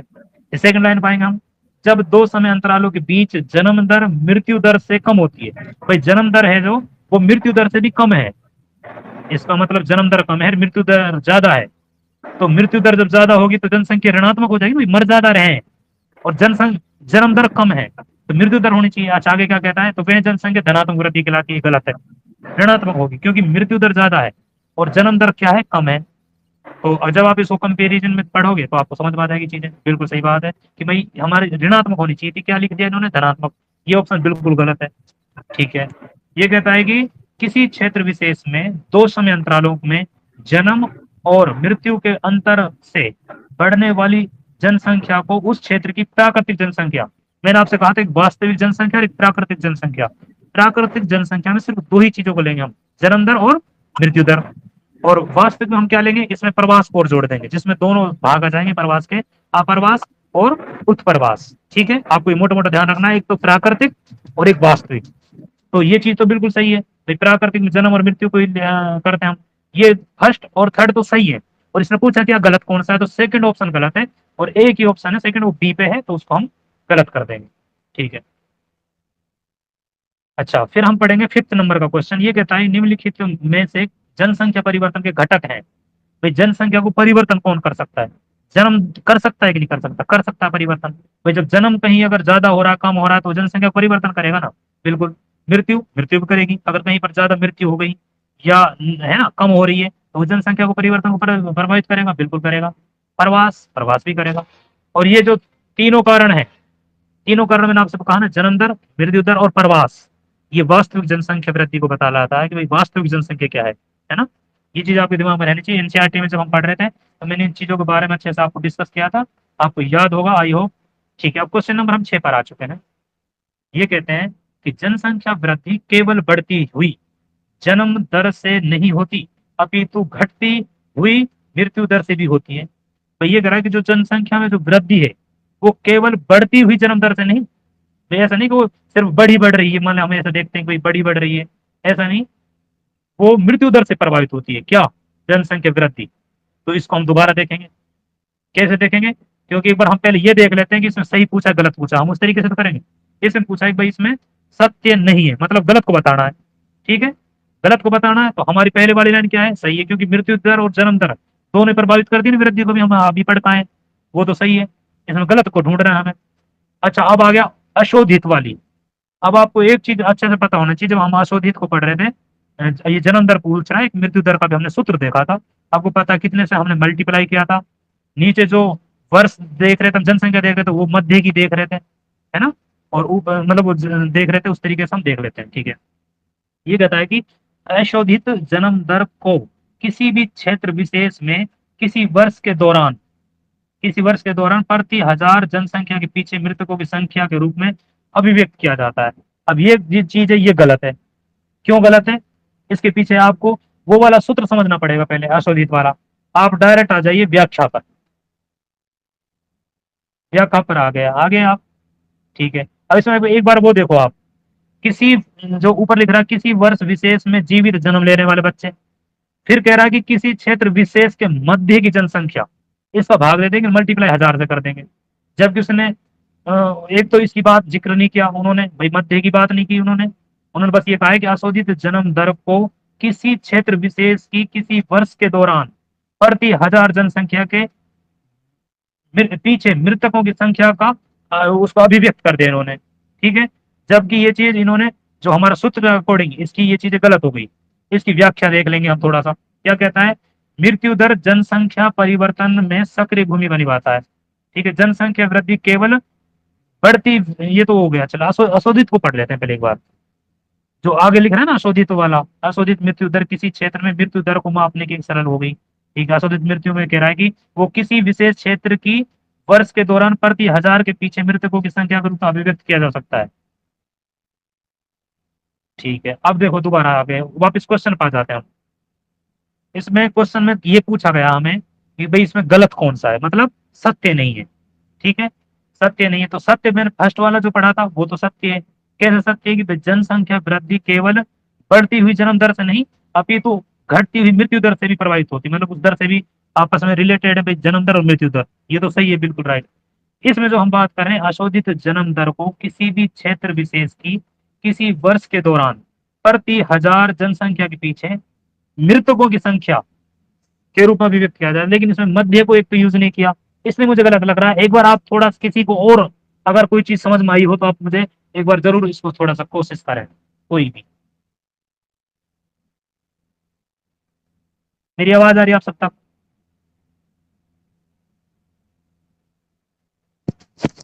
हेलो? जी सर। मैं ये कह रहा हूँ कि ये क्वेश्चन आप समझे कि नहीं समझे, मैं ये कहना चाह रहा हूँ। इसमें एक तो उन्होंने मध्यवर्ती बात नहीं की, इसलिए हम उसको गलत मान रहे हैं। ठीक है, फर्स्ट वाला इसलिए सही मान रहे हैं क्योंकि वो दोनों जन्म दर और मृत्यु दर आपस में वो है। तो इसमें आपका सेकंड गलत हो गया। अगर कोई चीज आपको लगे ना, कोई चीज आपको लगे कि थोड़ा सा और अलग तरीके से हमारे पास कोई व्याख्या है, कोई चीज है, तो आप उसको कर सकते हो साथ में। इस क्वेश्चन में हम दोबारा भी आ सकते हैं। ये 6 नंबर का क्वेश्चन, एक बार हम आगे नेक्स्ट कर लेते हैं ना, किसी को कोई चीज समझ नहीं आई होगी तो। Okay sir. अब हम पढ़ते हैं प्रवास, माइग्रेशन। माइग्रेशन दो होते हैं भाई, उत्प्रवास, राप्रवास, हम पढ़ चुके हैं पहले इस बारे में। निम्नलिखित कथनों पर विचार करेंगे। ठीक है, ये कहता है वह स्थान जहां से लोग गमन करते हैं वो गंतव्य स्थान होता है। मैंने आपसे कल दो चीज समझाई थी, एक तो गंतव्य स्थान था और एक उद्गम स्थान था। और उद्गम को ये समझाया था कि जैसे हम प्रजाति को देखते हैं जहां से उद्गम हो रही है वहां से, और जब वो बाहर की तरफ चली जाती है। ठीक है, उसको एक समझाया था। एक ये गंतव्य स्थान, जो कोई इंसान जा रहा है कहीं पर, जो जहां पर पहुंच रहा है, उसको हम कहते हैं वो चीजें। अब इसमें ये पूछा है कि निम्नलिखित वो करिए, और इसमें सही कथन नहीं है, मतलब गलत को ढूंढना है, गलत को ढूंढना है। अब आपको एनसीईआरटी का अगर याद होगा, एक लाइन को पूछूंगा मैं आपसे, वह स्थान जहां से लोग गमन करते हैं गंतव्य स्थान कहलाता है या नहीं? जहां से गमन करते, क्यों? कल हमने ये चीज पढ़ी थी। उद्गम स्थान। एक सेकंड लाइन देखो, ये कह रहा है, ये उल्टी तो नहीं कह रखे दोनों बातें। देखो, वह स्थान जिसमें लोग आगमन करते हैं उसको उद्गम कहते हैं, मतलब जहां पर आए वो तो गंतव्य होता है। जबकि जहां से हाँ गए हैं, गमन किया है, वो उद्गम है। जैसे हमने जनसंख्या वो जी उसको सर। प्रजाति के हिसाब से मैंने इसको समझाया था आपको कि भाई जो मध्य एशिया से मान लो कोई प्रजाति उद्गम हुई मध्य में, ठीक है, कहीं भी वो कोई भी महाद्वीप मध्य से, तो उद्गम वहां क्या हुई, उद्गम। तो वहां से वो क्या करेगी, गमन करेगी, ठीक है। तो गमन में क्या आ जाएगा, उद्गम से, भाई उद्गम क्षेत्र से तो गमन करेगी वो। और आगमन हो गया कहीं से गंतव्य, मतलब कहीं से स्थान से वो गति करके आया है वो, उसमें तो दोनों चीज उल्टी दे रखी है, इसका मतलब दोनों गलत है, ठीक है। फिर कहता है प्रवासी जो किसी नए स्थान पर जाते हैं, भाई नए स्थान पर गए, उसको अप्रवासी होगा वहां के लिए, ना कि उत्प्रवासी होगा, जहां गए हैं नए स्थान पर। और फिर चौथी लाइन क्या कर रहा है, प्रवासी जो एक स्थान से बाहर के लिए जा रहे हैं, ये उत्प्रवासी होता, चारों ही गलत दे रखे। कमाल की बात तो ये है, ऐसा एग्जाम में आ जाएगा बंदा तो कंफ्यूज हो गई होगा। और एनसीईआरटी में चारों पे मैंने जोर दिया था कि इन बातों को आप अच्छे से याद रखना, कुछ मैंने शॉर्ट इस तरीके से समझाई भी थी, चारों चीजें गलत है। क्या आपको लग रहा है कि चारों चीज गलत है? कोई भी एनीवन? हाँ गलत है गलत है, सर। दोनों सारे उल्टे जी हैं। सर। हाँ तो क्योंकि एग्जाम में क्या ये चीज सेम दिखती है हमें कई बार, तो इन चीजों को एक बार दोबारा से, ये जो शब्द है गंतव्य स्थान, और उद्गम स्थान, और उत्प्रवासी और अप्रवासी, है ना, जहां भी वो नए स्थान जी पर सर। पहुंचेंगे वो उनके लिए क्या पर अप्रवास होगा। और जहां वो स्थान से बाहर गए तो चारों चीजें गलत हो गई, ठीक है। अब हम नेक्स्ट क्वेश्चन पर आ गए, 8 नंबर का क्वेश्चन, 8 नंबर क्वेश्चन। निम्नलिखित में से कौन से कारक प्रवास को प्रभावित करते हैं?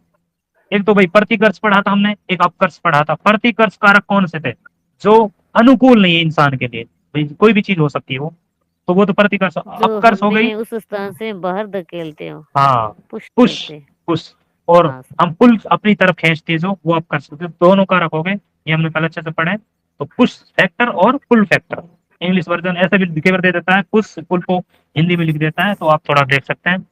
और आप, ठीक है, कोई दिक्कत नहीं है। अब हम आगे पढ़ेंगे क्वेश्चन नंबर 9।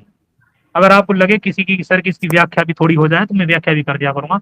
वैसे ज्यादातर चीजें आपको अच्छे से समझ में आई हुई हैं, इसलिए मैं ज्यादा ध्यान नहीं दे रहा। जो चीज मुझे लगेगी मैं खुद भी व्याख्या कर देता हूँ, क्योंकि जब मुझे खुद को समझ नहीं आती फिर मैं भी सोचता हूँ चलो फिर कर लेते हैं एडजस्ट इस तरीके से, ठीक है। ठीक है, निम्नलिखित में से कौन सा कथन जो है सही है, ठीक है, ओके, सही पूछा है।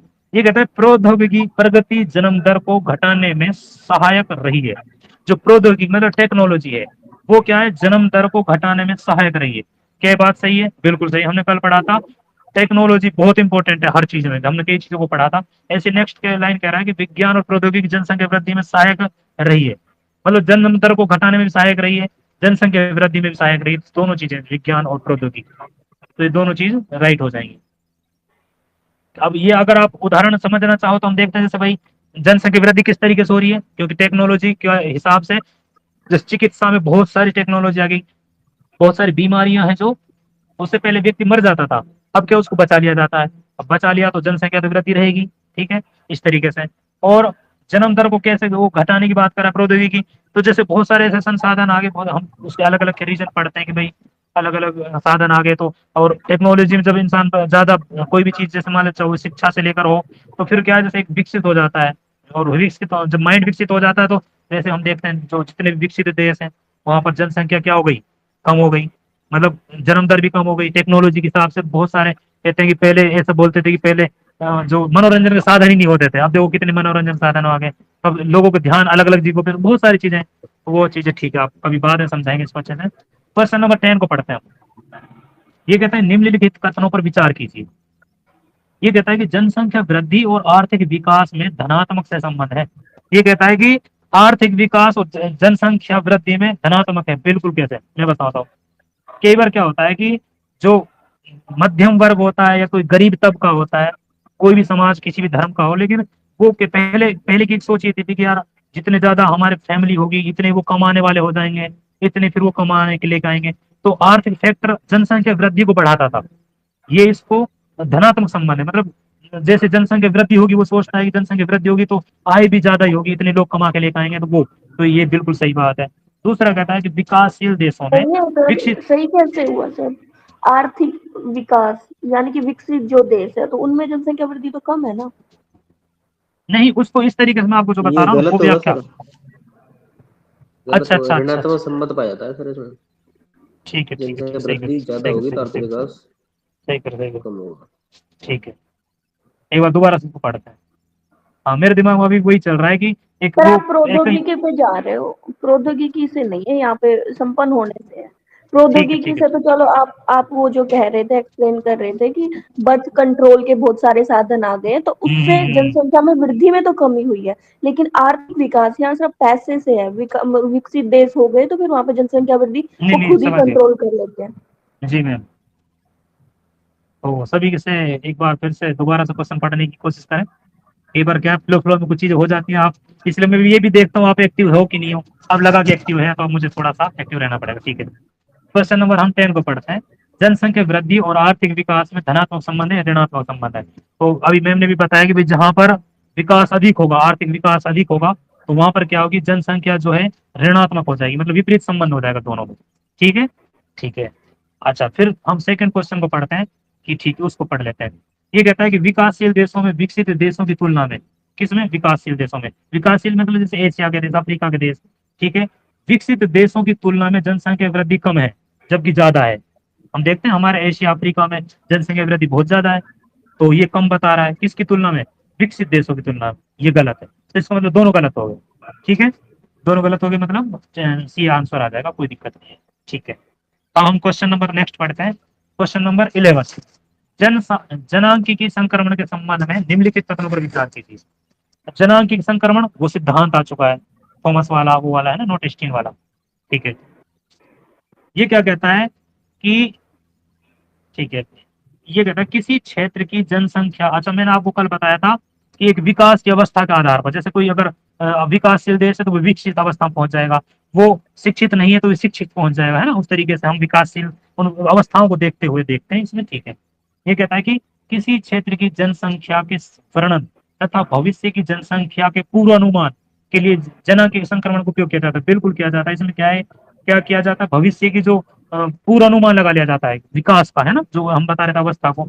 तो ये जब भी परिभाषा भी कई बार पूछा जाता है कि जनसंख्या के वर्णन और भविष्य की जनसंख्या के पूर्वानुमान के लिए किसको माना जाता है, वो जनसांख्यिकी संक्रमण है। इसका मतलब ये बिल्कुल सही है। ठीक है, सेकंड पढ़ते हैं हम कि नगरीय, औद्योगिक और साक्षर बनने वाले बनने के साथ ही किसी प्रदेश की जनसंख्या निम्न जन्म दर और मृत्यु दर से उच्च जन्म दर और उच्च परिवर्तित हो जाता है। मतलब ये उल्टा कह रहा है भाई, ये कह रहा है कि कोई नगर है वो औद्योगिकरण हो गया, वो साक्षर हो गया, फिर वो क्या कह रहा है कि भाई औद्योगिकरण अच्छा हो गया, साक्षर बन गए, उसके साथ किसी प्रदेश की जो जनसंख्या है निम्न जन्म दर और निम्न मृत्यु दर से उच्च की तरफ चल रहा है, मतलब उल्टा कह रहा है। जबकि हम क्या पढ़ रहे थे, उच्च जन्म दर से निम्न दर, निम्न की तरफ गए थे ना, सिद्धांत देखा था कल हमने, जो 3 अवस्था दे रखी थी इसमें एनसीईआरटी में, जिसकी हम कह रहे थे 4 अवस्था की होती है। तो हमने शुरुआत कहां से की थी, उच्च से, और निम्न की तरफ गए थे। जबकि ये बता रहा है कि भाई निम्न से उच्च की तरफ, ये गलत है, तो सेकंड हम इसको गलत कर देंगे। ठीक है,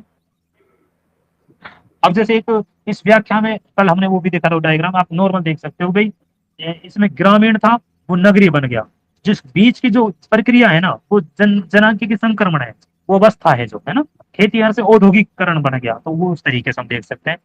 फिर इसी से संबंधित दूसरा हमारा क्वेश्चन आ जाता है, तो ये कहता है कि ये संक्रमण जो है इसकी विभिन्न अवस्थाएं हैं और उनके बारे में विचार कीजिए आप। ठीक है, कर लेंगे। ये कहता है कि प्रथम अवस्था में प्रजननशीलता और मृत्यु दोनों ही घट जाती है। प्रथम अवस्था में तो बढ़ती है भाई, दोनों जन्म दर और मृत्यु दर उच्च होती है। ठीक है, हम नॉर्मल देखते हैं, ये तो गलत है भाई। हमने पढ़ा था, जो सिद्धांत पढ़ा था, प्रथम अवस्था में प्रजननशीलता और मृत्यु दर दोनों ही घटती है, मतलब अधिक घटती है, जबकि वो दोनों उच्च अवस्था पर होती है भाई, दोनों ही क्या होती है भाई, मृत्यु दर भी जन्म दर वो एक दूसरे के पैरेलल हम पढ़ रहे थे, दोनों उच्च होती है, तो ये जो है गलत है। सेकंड पढ़ते हैं हम, द्वितीय अवस्था के आरंभ में, मतलब सेकंड अवस्था को पढ़ रहे हैं। सेकंड अवस्था में क्या हुआ था कि मृत्यु दर अचानक घट गई थी, है ना, और जो जन्म दर है वो धीरे धीरे, थोड़ा अभी कुछ टाइम के लिए स्थिर थी, फिर धीरे धीरे वो कम हो रही थी। द्वितीय अवस्था के आरंभ में प्रजननशील उच्च बनी रही, प्रजननशील, किंतु यह समय के साथ घटती जाती है। क्या, प्रजननशीलता द्वितीय अवस्था के आरंभ में प्रजननशील उच्च बनी रहती है, और किंतु यह समय के साथ घटती है प्रजननशीलता। मुझे लगता है इस अवस्था में जब हमने पढ़ रहे थे कल, तो प्रजननशीलता शायद उच्च बनी रह रही थी, क्योंकि 30 अगर 4 अवस्थाओं में पढ़ते हैं तो उस तरीके से हम, तो एक बार इसको दोबारा देखते हैं, एक बार थर्ड को पढ़ लेता हूँ। अंतिम अवस्था में उच्च प्रजननशीलता भी उच्च, ये तो गलत है भाई, अंतिम अवस्था में तो निम्न हो जाएगी ना, हम उच्च से निम्न की तरफ चल रहे हैं, है ना। इसका मतलब क्या हो गया, फर्स्ट वाली जो हमने पढ़ा वो गलत है, थर्ड वाला ये गलत है। अब सेकंड को एक बार दोबारा पढ़ लेते हैं, दो गलत पढ़ चुके हैं हम। ठीक है, द्वितीय अवस्था के आरंभ में प्रजननशीलता उच्च बनी रहती है किंतु समय के साथ वो घटती है। ये बात सही है, क्योंकि कुछ टाइम अभी मैं बता रहा था, कुछ टाइम तो क्या होती है वो थोड़ी स्थिर रहती है, फिर घटने लग जाती है धीरे धीरे। किस वजह से? क्योंकि वो मृत्यु दर अचानक क्या हो गई, कम हो गई। तो इसमें द्वितीय ही सही है, बाकी सब गलत है दोनों। सर ये ठीक है। ऑप्शन के हिसाब से सही है अगर देखे तो, वरना जब हम सेकंड स्टेज पढ़ते हैं तो उसमें ये होता है कि प्रजननशीलता उच्च बनी रहती है, लेकिन जो मृत्यु दर है ना वो घट जाती है, क्योंकि थोड़ा हाँ मतलब औद्योगिक या चिकित्सा का वो होता है। पर जब यहाँ पे ऑप्शन ही मतलब ये है तो इस हिसाब से हम इसको कर रहे हैं। वहां हाँ, पे देखो 4 मैं, अवस्थाओं में तो यही होती है, उच्च प्रजननशीलता लेकिन घटती मृत्यु दर। हाँ, अब हम देखो फर्स्ट और सेकंड हमारे सामने बिल्कुल ही गलत हो गए, और हम ऑप्शन भी देखना पड़ता है, वो चीज भी है। जी, वो तो रहे, कोई भी क्वेश्चन बिना ऑप्शन के, क्योंकि ऑब्जेक्टिव में यही तो कंडीशन है। कुछ चीजें ऐसी हैं कि जो किस कंडीशन में क्या मानना होगा हमें, है ना। लेकिन आपको अगर सिद्धांत समझ में आता है तो फिर वो क्या है, थोड़ा सा चीजें एडजस्ट हो जाती है, मतलब समझ में आ जाती है चीजें कहाँ से बात कर रहा है वो। क्योंकि उसने पर्टिकुलर पूरी लैंग्वेज को तरीके से नहीं दिया उन्होंने, लेकिन जितना भी दिया है वो यही दिया है कि द्वितीय अवस्था में आरंभ में प्रजननशीलता उच्च बनी रहती है किंतु समय के साथ वो धीरे धीरे घटती है। हमने देखा भी, आप अगर आप चित्र को देखोगे तो बिल्कुल सेम कंडीशन है, सेम। लेकिन इसमें वो लाइन नहीं कहेगी क्यों, किस वजह से, क्या कंडीशन है। ठीक है, अब हम नेक्स्ट क्वेश्चन पढ़ेंगे, क्वेश्चन नंबर 13। ठीक है, ये कहता है निम्नलिखित में से विश्व के किस महाद्वीप में जनसंख्या घनत्व सर्वाधिक है? किसकी बात कर रहा है? महाद्वीप की। किसकी बात? जनसंख्या जो घनत्व वो सर्वाधिक है।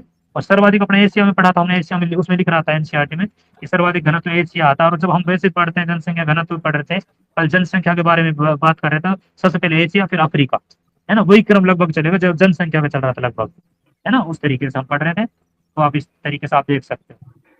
नेक्स्ट क्वेश्चन है हमारा 14 नंबर का, 14 नंबर का। ये कहता है निम्नलिखित में से महाद्वीप की जनसंख्या वृद्धि सर्वाधिक है।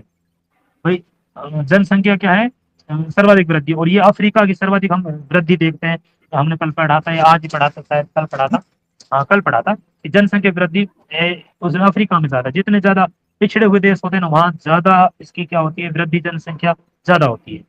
तो उस तरीके से आप जोड़ सकते हो। और वैसे भी अफ्रीका की सबसे ज्यादा है जनसंख्या वृद्धि दर, है ना, सर्वाधिक। ठीक है, इसके अलावा नेक्स्ट क्वेश्चन पढ़ते हैं हम। निम्नलिखित में से कौन सा एक क्षेत्र जनसंख्या घनत्व की दृष्टि से निम्न है? इसकी वजह से जनसंख्या घनत्व की दृष्टि से, अच्छा जनसंख्या घनत्व कहाँ मिलेगा? जहां पर लोग कम होंगे और क्षेत्र बड़ा होगा, ऐसा या तो रेगिस्तान होगा। ठीक है, इस तरीके से हम ऑप्शन देखते हैं पहले। किस हिसाब से पूछा गया, पहले ऑप्शन हिसाब से तो ये पूछा नहीं है। लास्ट में एक बार ये देखो, निम्न में नहीं है, मतलब जनसंख्या घनत्व निम्न नहीं है। इसका मतलब उच्च की बात कर रहा है भाई, सहारा मरुस्थल में निम्न रहती है। और हम देखते हैं भूमध्य रेखीय जो क्षेत्र है उस पर भी कम होती है जनसंख्या, इतनी नहीं होती ज्यादा। और दक्षिण पूर्व एशिया इसमें अधिक होती है, सघन जनसंख्या होती है। और ध्रुवीय क्षेत्र बनी होती है। इसका मतलब थर्ड हमारा ऑप्शन जो है ये क्या हो जाएगा, राइट हो जाएगा। भाई निम्न नहीं है घनत्व, मतलब उच्च है यहाँ पर घनत्व। ठीक है, 3 को हम हटा देंगे भाई, सहारा मरुस्थल है उसमें तो कम है। ठीक है, भूमध्य रेखीय पे भी औरों के मुकाबले बहुत कम होती है, और ध्रुवीय क्षेत्र में भी कम घनत्व होता है। तो इस हिसाब से हमारा जो थर्ड ऑप्शन है वो राइट हो जाएगा। तो हमारे 2 चैप्टर हो चुके हैं, अब हम थर्ड चैप्टर को चालू करते हैं जो आज हमने पढ़ा है, जनसंख्या संगठन। संगठन, ठीक है, ये कहता है लिंग संगठन के संदर्भ में निम्नलिखित कथनों पर विचार कीजिए।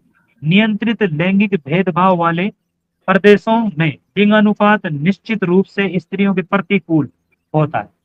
इन्होंने पहली जो बात की, एक तो हमें पढ़ना है कि लिंग जो हम संगठन पढ़े थे हमने उसके बारे में क्वेश्चन कर रहा है कि भाई नियंत्रित लैंगिक भेदभाव वाले प्रदेशों में लिंगानुपात निश्चित रूप से स्त्रियों के प्रतिकूल होता है, जिसमें भेदभाव होगी।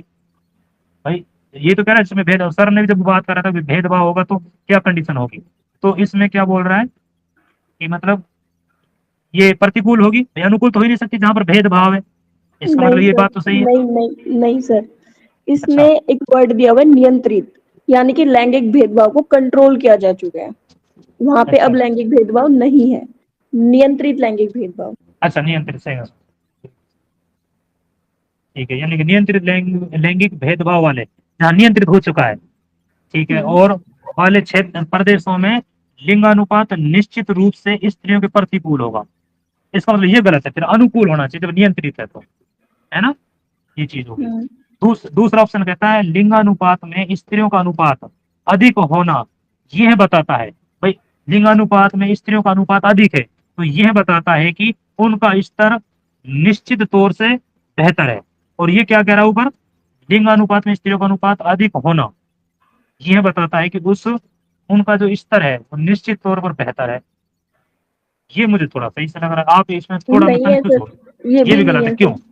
हाँ हाँ, बताओ क्यों। जैसे कि बहुत सारे मुस्लिम कंट्री है, तालिबान ठीक है। वगैरह, वहां पे मतलब अबॉर्शन जैसी चीजें होती नहीं है और बर्थ कंट्रोल जैसा भी कुछ नहीं होना है, तो लड़का पैदा हो रहा है या लड़की पैदा हो रही, कोई फर्क नहीं पड़ता। तो ऐसे बहुत से पिछड़े देशों में भी क्या महिलाओं की संख्या ज्यादा हो जाती है, पर इसका मतलब ये बिल्कुल भी नहीं है कि वो अच्छी कंडीशन में है वहां पे।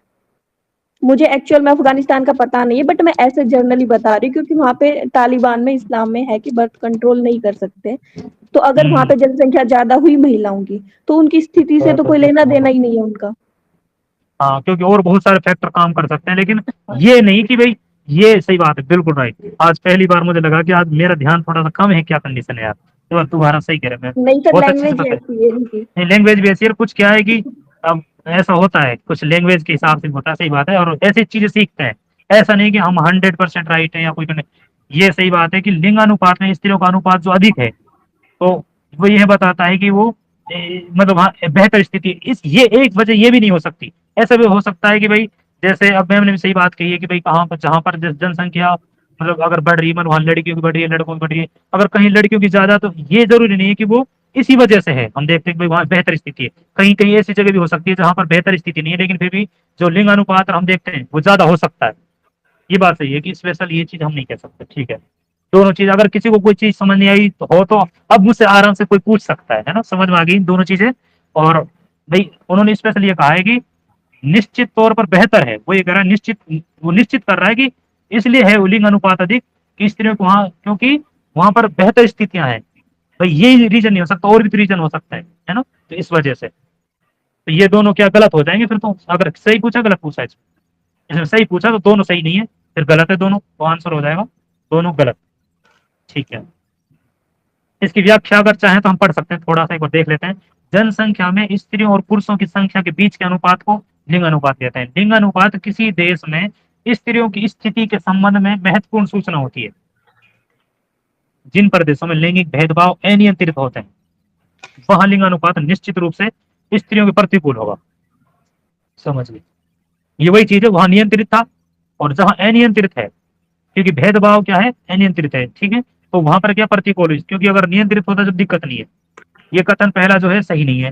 दूसरा कहता है लिंग अनुपात में अधिक स्त्रियों के होने का अर्थ निश्चित तौर पर यह नहीं है, ये बिल्कुल नहीं है कि मतलब उनके स्तर बेहतर है। भाई ये जरूरी नहीं है कि इसी की वजह से मतलब वहां पर स्त्रियां ज्यादा है, कि वहां बेहतर स्थिति है, ठीक है, समझ गए। और हमने लिंग अनुपात ये भी पढ़ा था। अब जैसे हम उसकी बता रहे थे कहाँ पर, हमने अभी बात करी थी संयुक्त संयुक्त अरब अमीरात की बात की थी। वहां पर जो 100 स्त्रियों पर 311 पुरुष पड़े थे, तो वहां पर लिंगानुपात कम है, लेकिन इसका मतलब ये नहीं है कि वहां की जो महिलाओं की दशा खराब है। वहां और भी तो कारण फैक्टर काम कर रहे हैं। हमने कहा प्रवास का कारण फैक्टर क्या काम किया था, तो वो भी तो कारण वहां के लिंगानुपात के लिए हम अभी पढ़े थे, और जो हमारा जो ऑप्शन भी पढ़ रहे थे हम उस तरीके से। तो मतलब एक चीज यही स्थिति नहीं है कि भाई वहां स्त्री की जो दशा है वो सही है, ये चीज को इंगित नहीं कर सकती ये चीजें, ठीक है। अब क्वेश्चन नंबर हम पढ़ेंगे सेकंड को। यूरोप के देशों में पुरुषों की संख्या के कम होने का निम्नलिखित में से एक कारण है। यूरोप के देशों की बात करें और पुरुषों की संख्या कम होने का कारण, मतलब एक कारण है, इसमें से एक कारण पूछा है।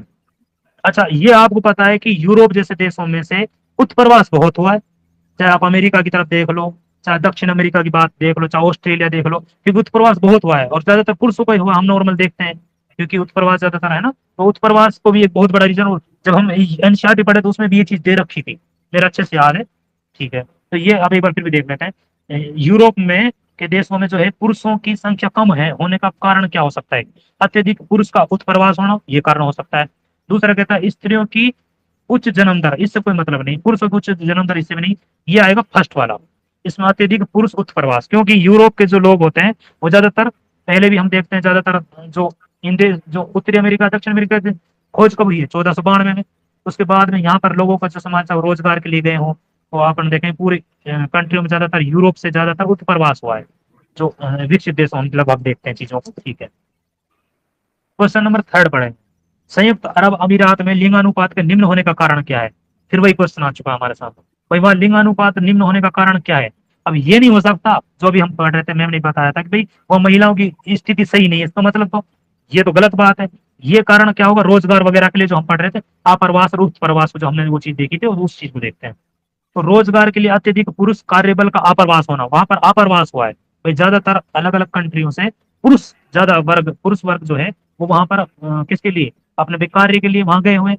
ये कारण हो सकता है। ये बिल्कुल सही है या गलत है? तो ये कह रहा है रोजगार के लिए अत्यधिक पुरुष कार्यबल का अप्रवास, और निम्न होने का कारण पूछ रहा है वो। और इसमें से पूछा लास्ट, ये देखो मैं बताऊं सबसे गलत पे रखे सारा क्वेश्चन, कि क्वेश्चन इस वजह ये पूछ क्या रहा है, पहले ये देख लेते हैं। ये पूछ रहा है भाई हमसे सही नहीं है, ये गलत पूछ रहा है, गलत पूछ रहा है। पहले वाला तो सही है, जो हम यही तो रीजन पढ़ रहे हैं जब से हम, पहले वाला तो फर्स्ट सही है बिल्कुल। दूसरा कह रहा है स्त्रियों को उत्प्रवास हो रहा है, नहीं हो रहा, ऐसा कोई हमने फैक्ट नहीं पढ़ा। पुरुष जन्म दर का अत्यधिक होना, ये भी नहीं है। स्पेशल हमने एक ही तो फैक्ट पढ़ा था, वहां पे क्या है? रोजगार के लिए अधिक जा रहे हैं लोग, यही रीजन है। तो एक सही है, बाकी दोनों गलत है। ठीक है, ये कई बार आ चुका है क्वेश्चन, इसी चीज को ज्यादा इसमें वो दिया गया है कि वहां रोजगार के लिए पुरुष वर्ग का अप्रवास हुआ है वहां पर अधिक। ठीक है, क्वेश्चन नंबर हम 4 को पढ़ेंगे। 15 से 66 वर्ग आयु के जनसंख्या कार्यशील जनसंख्या का प्रतिनिधित्व करती है। वही क्वेश्चन आ गया जिसकी हम बात कर रहे थे, जिसकी अलग अलग उम्र की बात कर रहे थे। तो इसमें क्या पूछा है? इसमें पूछा है हमारे सामने कि भाई सही पूछा है। तो पहले वाला क्या है? ये तो गलत है। हमने क्या पढ़ा था अभी? 15 से 59 पढ़ा था। हाँ ठीक है, युवा, हाँ 59 मतलब 59। ठीक है, अब नेक्स्ट कहता है कि युवा जनसंख्या के उच्च अनुपात का अर्थ है कि प्रदेश में जन्म दर निम्न है। अगर जन्म दर निम्न होती तो फिर युवा वर्ग आते ही नहीं। तो जन्म दर उच्च होगी, वहीं पर युवा है। जैसे एशिया और भारत में हम देखते हैं, भारत में युवा वर्ग बहुत है क्योंकि जन्म दर बहुत ज्यादा है। ये भी गलत है ना? इसका मतलब ये भी सही नहीं है, 2 गलत हो गए। तीसरा कहता है कि जनसंख्या पिरामिड का प्रयोग जनसंख्या की आयु लिंग संरचना को दर्शाने के लिए, बिल्कुल सही बात है, थर्ड सही है इसमें। अभी हम पढ़े कि जनसंख्या जो पिरामिड है उसमें क्या है? आयु और लिंग संरचना को हमने देखा है। अब आपको एक नॉर्मल एक चीज को समझ में आई है हमारे चीजें कि युवा वर्ग कहाँ पर अधिक होगा और जो बुजुर्ग अधिक कहाँ पर होंगे। जब हम प्रत्याशा पढ़ते हैं ना, जहां पर प्रत्याशा अधिक है वहां पर तो बुजुर्ग जल्दी मतलब नहीं मरेंगे, इसका मतलब वो लंबे टाइम तक जिएंगे। वहाँ की भौगोलिक स्थिति, बहुत सारे कारण, वहाँ की सुविधाएं। तो बुजुर्ग कहाँ ज्यादा पाए जाएंगे? जहां पर अधिक सुविधाएं हैं। ये तो बुजुर्ग को इंडिकेशन दे कर रहा है, लेकिन युवा वर्ग उसको करेगा कि जहां पर क्या हो गया? जन्म दर अधिक हो रही है, जन्म दर अधिक हो रही है, तो युवा वर्ग तुरंत आ जाता है। हम देखते हैं 18 समथिंग एक लगभग आसपास जो भी है ना, तो वो चीज हम देख रहे हैं, तो जन्म दर को दर्शाती है चीजें। तो अब हम क्वेश्चन नंबर आगे 5th पर। भारत जैसे विकासशील देशों में स्त्रियों के नगरीय अनुपात के कम होने के कारण क्या है? हमने पढ़ा था कि मैंने कल भी आपको ये बताया था कि भाई जो स्त्रियां नगरों में क्यों नहीं जा रही हमारे यहाँ पर, जबकि दोनों स्थिति बताई थी मैंने। हमारे इंडिया की बात करें, हमारे एशिया लगभग यहाँ चीजों की बात करें, और एक हम अमेरिका जैसे विकसित देशों की बात करें। विकासशील और विकसित की बात कर रहे हैं हम। विकसित देशों में क्या होगा कि वहां पर क्या है कि स्त्रियों के लिए सुरक्षा अच्छी है ना। और वहां पर जो मैंने बताया था कि पुरुष वर्ग है वो तो क्या काम करता है? कृषि का काम कर देता है, क्योंकि मशीनीकृत है वहां पे ज्यादातर कृषि। तो पुरुष वर्ग तो क्या कर रहा है भाई? कृषि में काम कर रहा है। और जो महिला वर्ग है वो कहाँ जा रही है? नगरों में, अपनी जॉब के लिए, काम के लिए। क्यों? क्योंकि वहां पर स्त्रियों के लिए सुरक्षा अच्छे से है, जबकि विकासशील देशों में इसकी विपरीत स्थिति है। स्त्रियां तो ज्यादातर कहाँ कर रही है? अपने खेतों में काम कर रही है, जमींदार को काम कर रही है ना खेतों में। और जो पुरुष वर्ग है वो नगरों की तरफ जा रहा है काम करने के लिए। और यहाँ स्त्रियां क्यों नहीं जा रही है? क्योंकि यहाँ पर हमारे सुरक्षा नहीं है इतनी, है ना, और इतनी अलग अलग फैसिलिटी नहीं है भाई महिलाओं के लिए हर चीज। क्योंकि आप कामगार अगर महिलाएं हैं तो महिलाओं के लिए अलग बहुत सारी चीजें होती हैं जो होनी चाहिए। तो ये मोटा मोटा मैंने आपको समझा दिया, लेकिन इसको हम पढ़ लेते हैं एक बार कि भाई ये क्या कहता है। ये कहता है कि भारत जैसे विकासशील देशों में स्त्रियों के नगरीकरण अनुपात के कम होने का क्या करना? भाई नगरों में क्यों नहीं जा पा रही है स्त्रियां, मतलब काम वगैरह करके, उनका अनुपात कम क्यों है? ठीक है भाई, आवास की कमी है, बिल्कुल। पहली आवास मतलब वहां जगह इतनी नहीं है, आपको पता है ये। और एनसीईआरटी की लाइन है ये, है ना। अगर हम इसको गलत तरीके से समझेंगे कि आवास तो भाई ऐसा नहीं कि स्त्रियों के लिए नहीं है, ऐसा नहीं है कि वैसे हम देखते हैं नगरों में क्या आवास वैसी कम है, तो इसलिए महिला जाना पसंद नहीं करे अपने आप, इस नॉर्मल देखते हैं। दूसरा कहते हैं कि रहन सहन की उच्च लागत है, ये एनसीईआरटी की लाइन है ये जिनको पढ़ रहे हैं। तो हम देखते हैं आजकल किराया भाड़ा इतना हो चुका है कि वो जितने हम कमाते हैं इतना किराया भाड़े में चला जाता है, ठीक है। सुरक्षा की कमी है, सुरक्षा नहीं है इतनी ज्यादा। ये हम कहाँ की बात कर रहे हैं, भारत की, है ना। और भारत जैसे विकासशील देश आसपास के, रोजगार के अवसरों की कमी है। इसका मतलब ये सारे रीजन हैं जो हमारे यहाँ से नगरों की तरफ स्त्रियों का जो अनुपात है वो कम है, ठीक है। अब हम पढ़ेंगे क्वेश्चन नंबर 6।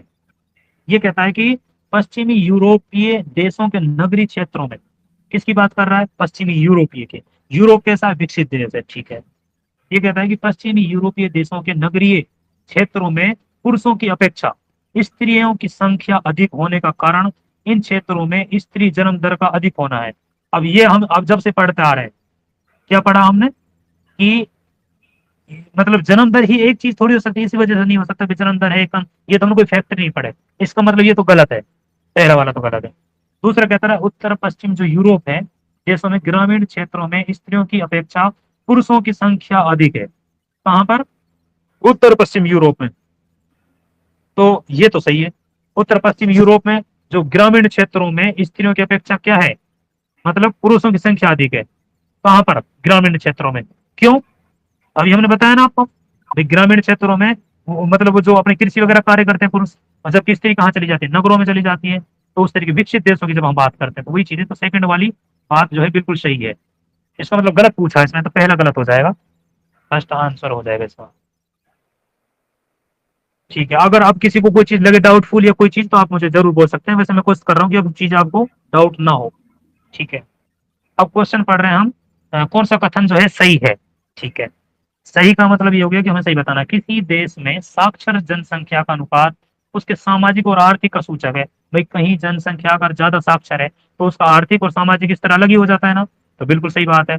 दूसरा कहता है कि भारत में साक्षर दर 14 वर्ष से अधिक, साक्षर दर हम 7+ पढ़ रहे थे अभी थोड़ी देर पहले, हम जब बात चल रही थी हमारी, 7 चल रही थी ना अभी, जब डिस्कस भी हुआ था कि भाई 7+ एनसीईआरटी की लाइन भी थी, ठीक है। तो ये तो गलत है, ये शुरू से गलत है, लेकिन फिर आगे पढ़ लेते हैं। आयु वर्ग वाली जनसंख्या के उस प्रतिशत को सूचित करती है जो पढ़ लिख सकता है और जिसमें थोड़ी अंक गणितियों की समझ हो जाती है। ये और चीजें तो सही है, लेकिन ये उम्र गलत है, इसमें 7+ आएगा, 7 वर्ष से अधिक। तो सेकंड वाला हमारा गलत हो जाएगा। तो इसमें कई क्या पूछा, सही पूछा, तो फर्स्ट वाला आंसर सही हो जाएगा हमारा। तो अब हम 3 पढ़ चुके हैं, कल मानव भूगोल को पढ़ेंगे, तब हम उससे देखेंगे। अभी तक कोई चीज आपको समझ नहीं आई हो तो आप पूछ सकते हैं जी। आ गई सर। आ गई। जाएगी तो ऐसे आ बोल गई, रहे हैं नहीं सर जैसे आएगी मैंने तो। सबको दबा के रख रखा था। नहीं वो क्या है कि मूड भी तो बहुत अच्छा बना हुआ था ना, सारे सुन रहे थे हाँ मेरी सही बात। बात, सही बात, सही बात। टाइम तो क्योंकि जो पढ़ते हैं वो पढ़ते से अगर नया भी समझ में आए तो आप उसको डिस्क्राइब कर रहे हो ना, तो पूरी की पूरी लाइन बिल्कुल फेस टू फेस जैसे की जैसी समझ में आ रही है। जी सर, क्योंकि पहले हमने एनसीईआरटी को पढ़ा, फिर एनसीईआरटी को पढ़ने के बाद उस चीज को हम पढ़ रहे हैं तो और चीजें अच्छी मजबूत हो जाती है हमारी, कोई चीज कॉन्सेप्चुअल हो, कोई चीज ऐसी भी हो, है ना। तो और जहां मुझे ज्यादा 2 क्वेश्चन क्वेश्चन में, जी आज मुझे 2 क्वेश्चन क्वेश्चन देखने में, से थे। हाँ आज 2 क्वेश्चन अच्छे लगे मुझे। और मैम ने जब उस टाइम मुझे बोला कि भाई, क्योंकि आंसर तो मैं देख नहीं सकता पहले, क्योंकि आंसर देखने के बाद सब फिर माइंड काम नहीं करता ऑप्शन पे, तो फिर कई बार ऐसा होता है। लेकिन वो निश्चित वाला जो शब्द है, अब मेरा कभी जिंदगी में गलत नहीं होगा वहां से, क्योंकि कुछ चीजें होती हैं हमसे भी गलत हो जाती है, तो वो चीजें हैं, क्योंकि 100% कोई नहीं इस दुनिया में, तो वो लैंग्वेज का बुक फर्क होता है जी। बुक का और क्वेश्चन करने के बाद में ना टॉपिक से संबंधित निश्चिंत हो जाते हैं। सही बात है सर, अब ऐसा लगता है कि हाँ चीजें समझ में आई हैं, ये चीजें दे रखी हैं, इस तरीके से क्वेश्चन आते हैं। और ये जो निश्चित वाला तो मुझे बहुत गजब लगा आज तो मेरे फेवरेट अगर क्वेश्चन बन गया। आज अगर कोई एनसीईआरटी की कोई टेस्ट सीरीज करना चाहे तो बस बात यही है कि क्वेश्चन तो ऐसे ही आएंगे अगर सही कोई बात, एनसीईआरटी की टेस्ट सीरीज, क्योंकि वो किसी न किसी से तो कॉपी करेगा, खुद तो सही बात। बनाएगा नहीं। अगर खुद बनाएगा तो लाइन टू लाइन लिखेगा। अब सर अगर एक चीज किसी ने देखिए, जी आप करिए, कंटिन्यू करिए। मैं ये कह रहा था कि कोई अगर करे तो या तो इसको लाइन टू लाइन पढ़े, अगर हम्म, न पढ़ सके ना तो टेस्ट सीरीज तो किसी काम के लिए। मैं पहले सोच रहा था मैं क्यों एक सही बात। छत्तीसगढ़ में है शायद, क्या नाम है उनका। एनसीईआरटी को पहले खुद अच्छे से तैयार हो जाए ना, फिर मजा आए उस चीज देने में, करने में। हाँ जी सर, आप बताइए। हाँ मैं ये कह रहा था सर कि जैसे एनसीईआरटी से क्या है, आपने बिना एनसीईआरटी पढ़े इन क्वेश्चनों को करना भाई, मतलब आप रट ही सकते हो, और रटना आपको पता है कितना खतरनाक होता है। जब एनसीईआरटी को पढ़ा, वहां से चीजें विकसित हुई, और फिर क्वेश्चन निकाल रहे हैं, तो कुछ क्वेश्चन में आ जाती है लैंग्वेज की कोई कंडीशन हो सकती है, बाकी चीजें मजा आ जाता है, मतलब ऐसा लगता है एक कि और वाकई बात है में। सर, जी सर। एनसीईआरटी पढ़ने के बाद में अगर आप इन क्वेश्चनों को देखोगे ना तो इतनी ज्यादा टफ नहीं है।